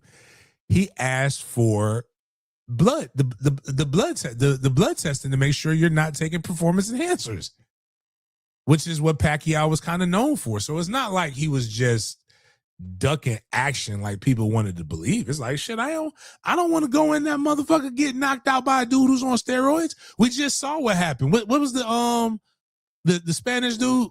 Was it Haney that beat Haney? I believe it was Haney, right? And they found out that he really was doing drugs. He really was taking like steroids. And the guy was like, "Nah, I never did that." Then they've caught him, and yeah, I did it, but I still beat you. Ryan Garcia. But I'm saying, but it was Garcia Haney, right? Yeah, Garcia. Yeah, so like. That's the part that what trips me out is more people got more smoke for Mayweather on that and not for the fact of what Pacquiao was accused of doing. Right. Yeah. Then he started doing all the trippy. Nah, he fell off because he was saying some wild shit too after that. And he wasn't good enough to be able to do those different things. But I just need some of the younger boxers to come up. Did you see Clarissa beat that girl like she was fighting Remy Ma? Yeah, I did see that. Clarissa was throwing them things on that girl. You spelled you spelled that wrong. Oh, leave it. It was like leave that because then we could be like Pat McAfee. He spells shit wrong all the time. Maybe more people will go view it because of the misspelling. But I can't see the whole thing. But nah, that's them guys need to sit their ass down somewhere though. But my bad. No, go ahead. We got our Why and Wildin segment, courtesy of a Florida boy, Florida Gator, but from Coco. Shout out to Coco. CJ Gardner Johnson reveals that he sang a future song to Russell Wilson's face after sacking him when they played each other this year. So let's play this video. That motherfucker crazy. Like literally, he's crazy. Oh, that's CJ. Oh, my bad. I'm thinking of another Florida guy, but yeah, he crazy too. I just can't watch Russell Wilson play because I be bumping Future. And actually, me and you, and I did some foul shit when we played the Giants and shit. I got a second list. Something to keep in mind down the stretch. 3rd and 7. Wilson gets sacked by Gardner Johnson. Second of the day for CJ. Crazy. I got a second wrist. I said my savages. I had to mute it right quick because Appreciate that. Song is playing, but once the song stops playing, Oh no! Oh no! He probably went home straight out on Sierra. I know. Niggas keep singing them songs. Bro, we play every time I play Russ. I swear to God, I sing a Future song. So All right. This is what make my sure I mom run was by talking about when they say that shit be kind of cornballish. Yeah, it's a That little shit is bit. kind of He's trying to get cornballish. some clicks Like that's himself. fucked up. Not fucked up. The crazy part is we've interviewed over the years Russell Wilson's teammates, and it doesn't affect them. Yeah. Like he doesn't care. They play it in the fucking Future has tapped into a market to where everybody loves Future. So they play his songs in stadiums. So like it's on memes. It's probably Russell Wilson highlights with Future music on it. Unintentionally. The question is, do you think Russell Wilson even knows the Future song? No. Yeah, like, that's what I'm saying. He might recognize. Well, he wouldn't recognize the lyrics. Yeah, that because it's not your voice. My savages. Like that's someone like everybody says that shit. Who sings that? You know, the person who gets more offended by it probably is Sierra, but like Sierra put him in that dumb shit.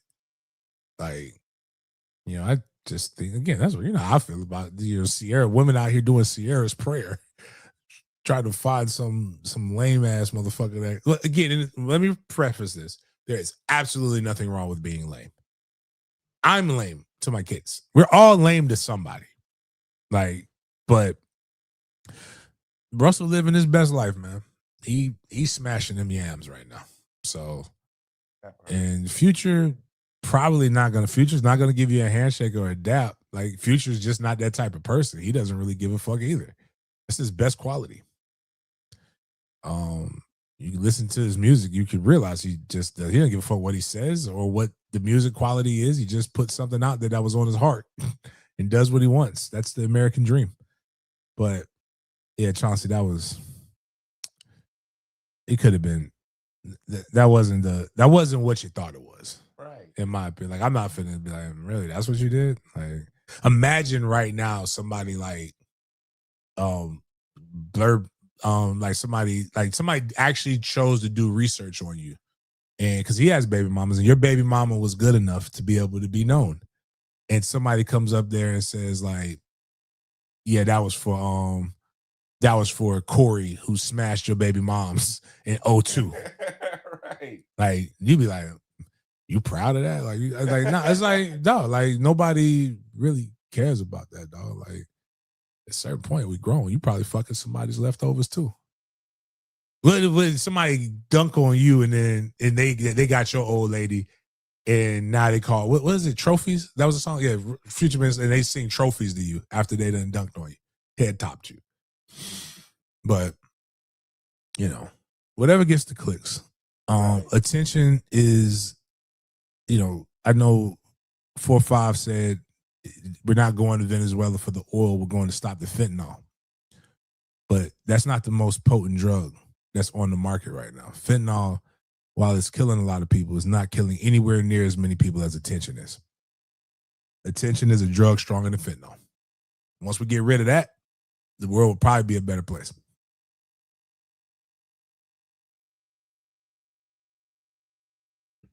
You sent this video about the recent BAFTA situation.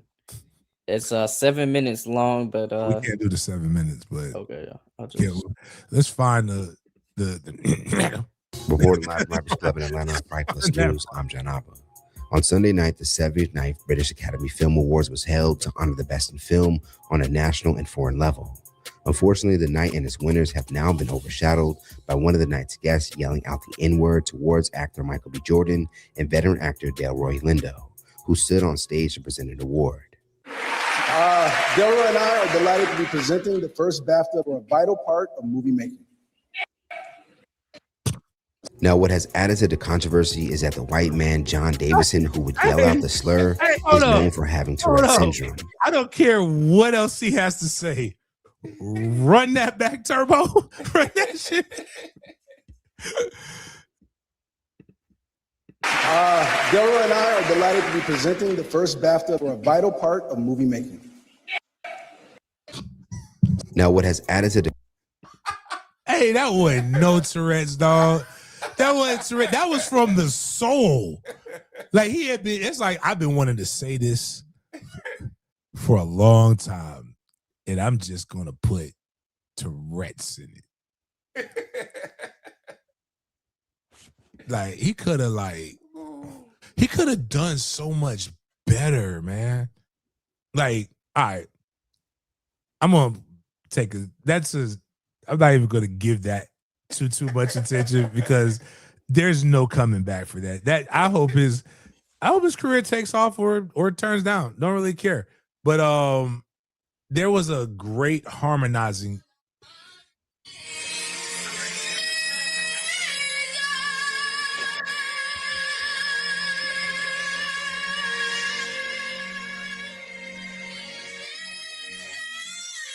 Why can it never be beautiful like this? That's the kid at the dentist. Yeah, the kid at the dentist, man. Like, why can't we have that? Like, it's never like a good one. They never say. They always like again. It's like it's never the Jewish one. There is no. Let's be for real. There is no real white one that we can consensus say it's bad. Like there's no bomb one. Because if it's bad, we wouldn't name a restaurant after it. Like, you know what I'm saying? Like, it's just, some of them are kind of like more like, what did you call me? Like, if you watch like the old Peckerwood, like, huh? Like, you got to know what that, like, you have to know to be, like, if you have to know to be offended by it, then it's not really. And there's no real, like, way, like, even when they call you something in another language, the only reason you know it's offensive because you can look at their face and tell the way they said it. You can tell it wasn't a nice word. I don't know the other ones, but like that's a wild thing to come back from. But again, I just have Tourette's. That's gonna be my new thing. Is I got Tourette's. It wasn't the actor. It was the guy the movie was based off of with actual. So the movie is about a guy struggle with Tourette's. And they brought the guy there. Yes. The actual guy they brought there. That's why my thing, even though it sounds harsh, I'm like, Skype him in. You knew he was bad. Right. You knew he didn't need to be there.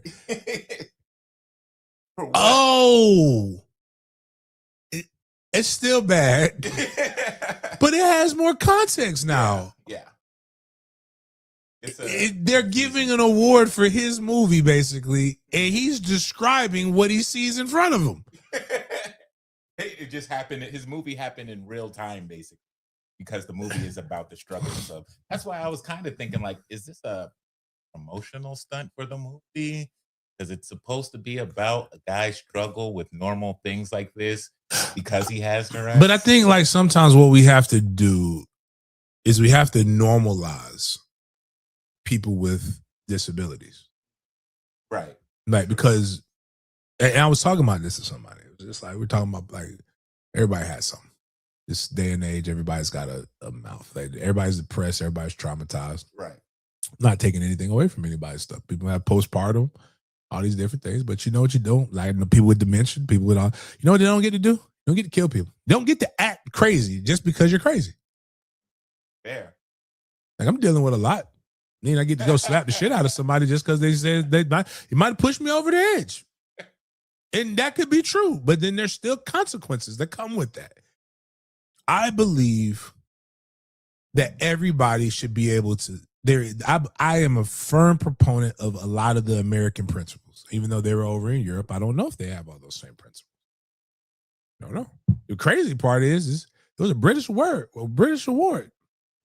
I thought nigga was American, was more American. Like, they got such better ways of offending you politely. They hate us everywhere. Oh, they do, but they can call you like just, he didn't say Porsche money. He didn't like it's a lot of other things he could have probably said than that one. But like, why is it always the default? Like, Tourette's is like, fuck, damn.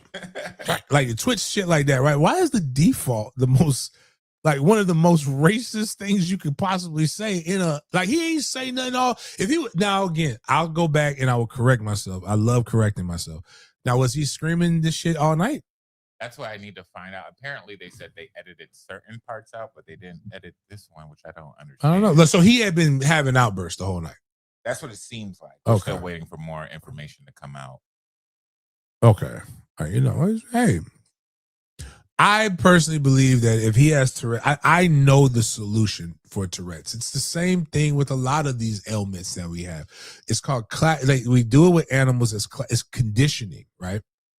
You know, you help people with you help people get through their ailments, right? I believe they should, from a medical perspective, and insurance should pay for this. For one of them big ass, like not Tyson Campbell, what's this? Calais Campbell type motherfuckers with them big ass hands. And their job is every time you have a loud outburst to slap the shit out of you. Right. Because what could happen is it could shake something up in there that can help induce the healing. Like when you think about it like this, real talk, this is a medical thing. I wonder if my friend let me see if Jamila, because Jamila might be able to help. I know we're going a little long, but I want to be able to speak intelligently on things. And I don't like speaking unintelligently on things, but sometimes you got to inflame an area for the healing to take place. So like if I slap the shit out of you, it could inflame the cerebral cortex a little bit. And like when it goes down, it could flush out the bad juju. And I think that, you know, a lot of this stuff could get corrected a lot quicker than others. You know, I'm trying to get a medical doctor on the phone. Okay, she's probably saving lives right now, so she probably doesn't give a fuck about that. He worked with them. So like they again, okay, so Delphine, we could put that up there. That's he's given from a personal experience. They do electric shock. It's like electric shock therapy in real time. And I go back, and I'm not gonna say the name, but I had a guy who talked about there was an autistic kid that he was a para for. Autistic kid was deemed extremely violent, and nobody wanted to work with him. So they always put the new para on him. So this guy knew, big black guy, he knew all of the places that you could go where there were no cameras. And so the kid did something to him. And he went and got him to where there was no camera, and he right there.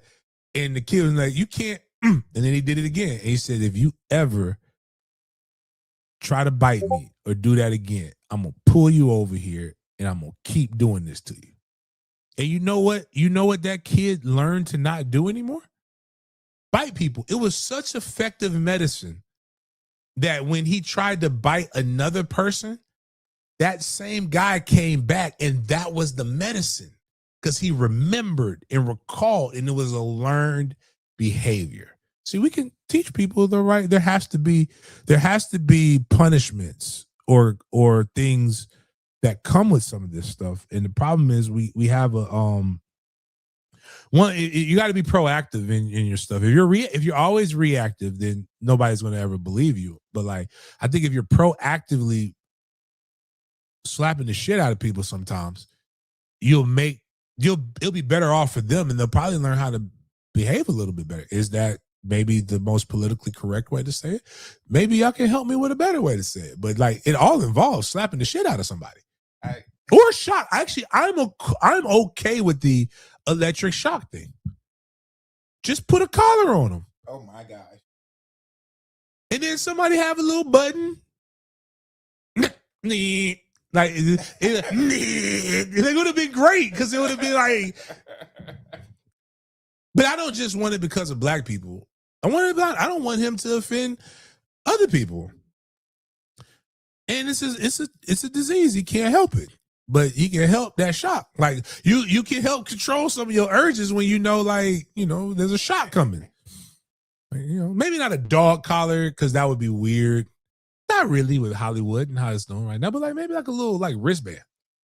that just a little, like you ain't gotta hold it,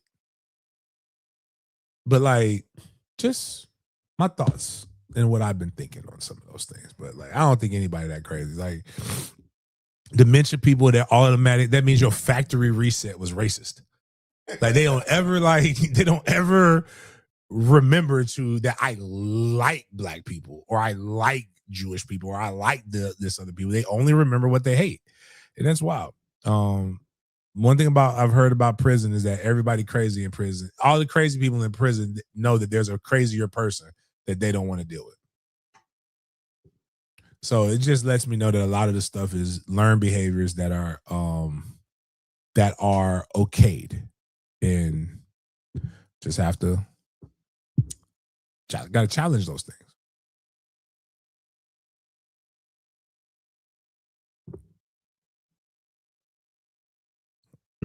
That's all I have for today. Do you have any last words as we bring in the hump day for everybody here with us? I appreciate everybody for being on here. Make sure you guys go jam the like button, subscribe, get the momentum going back. We got, I guess our Twitter stuff is going back up because that's where everybody's watching it. Continue to, we'll have some things starting to stream again. And outside of that, just check out the content. Appreciate you guys for chopping up with me. We will see you guys next time.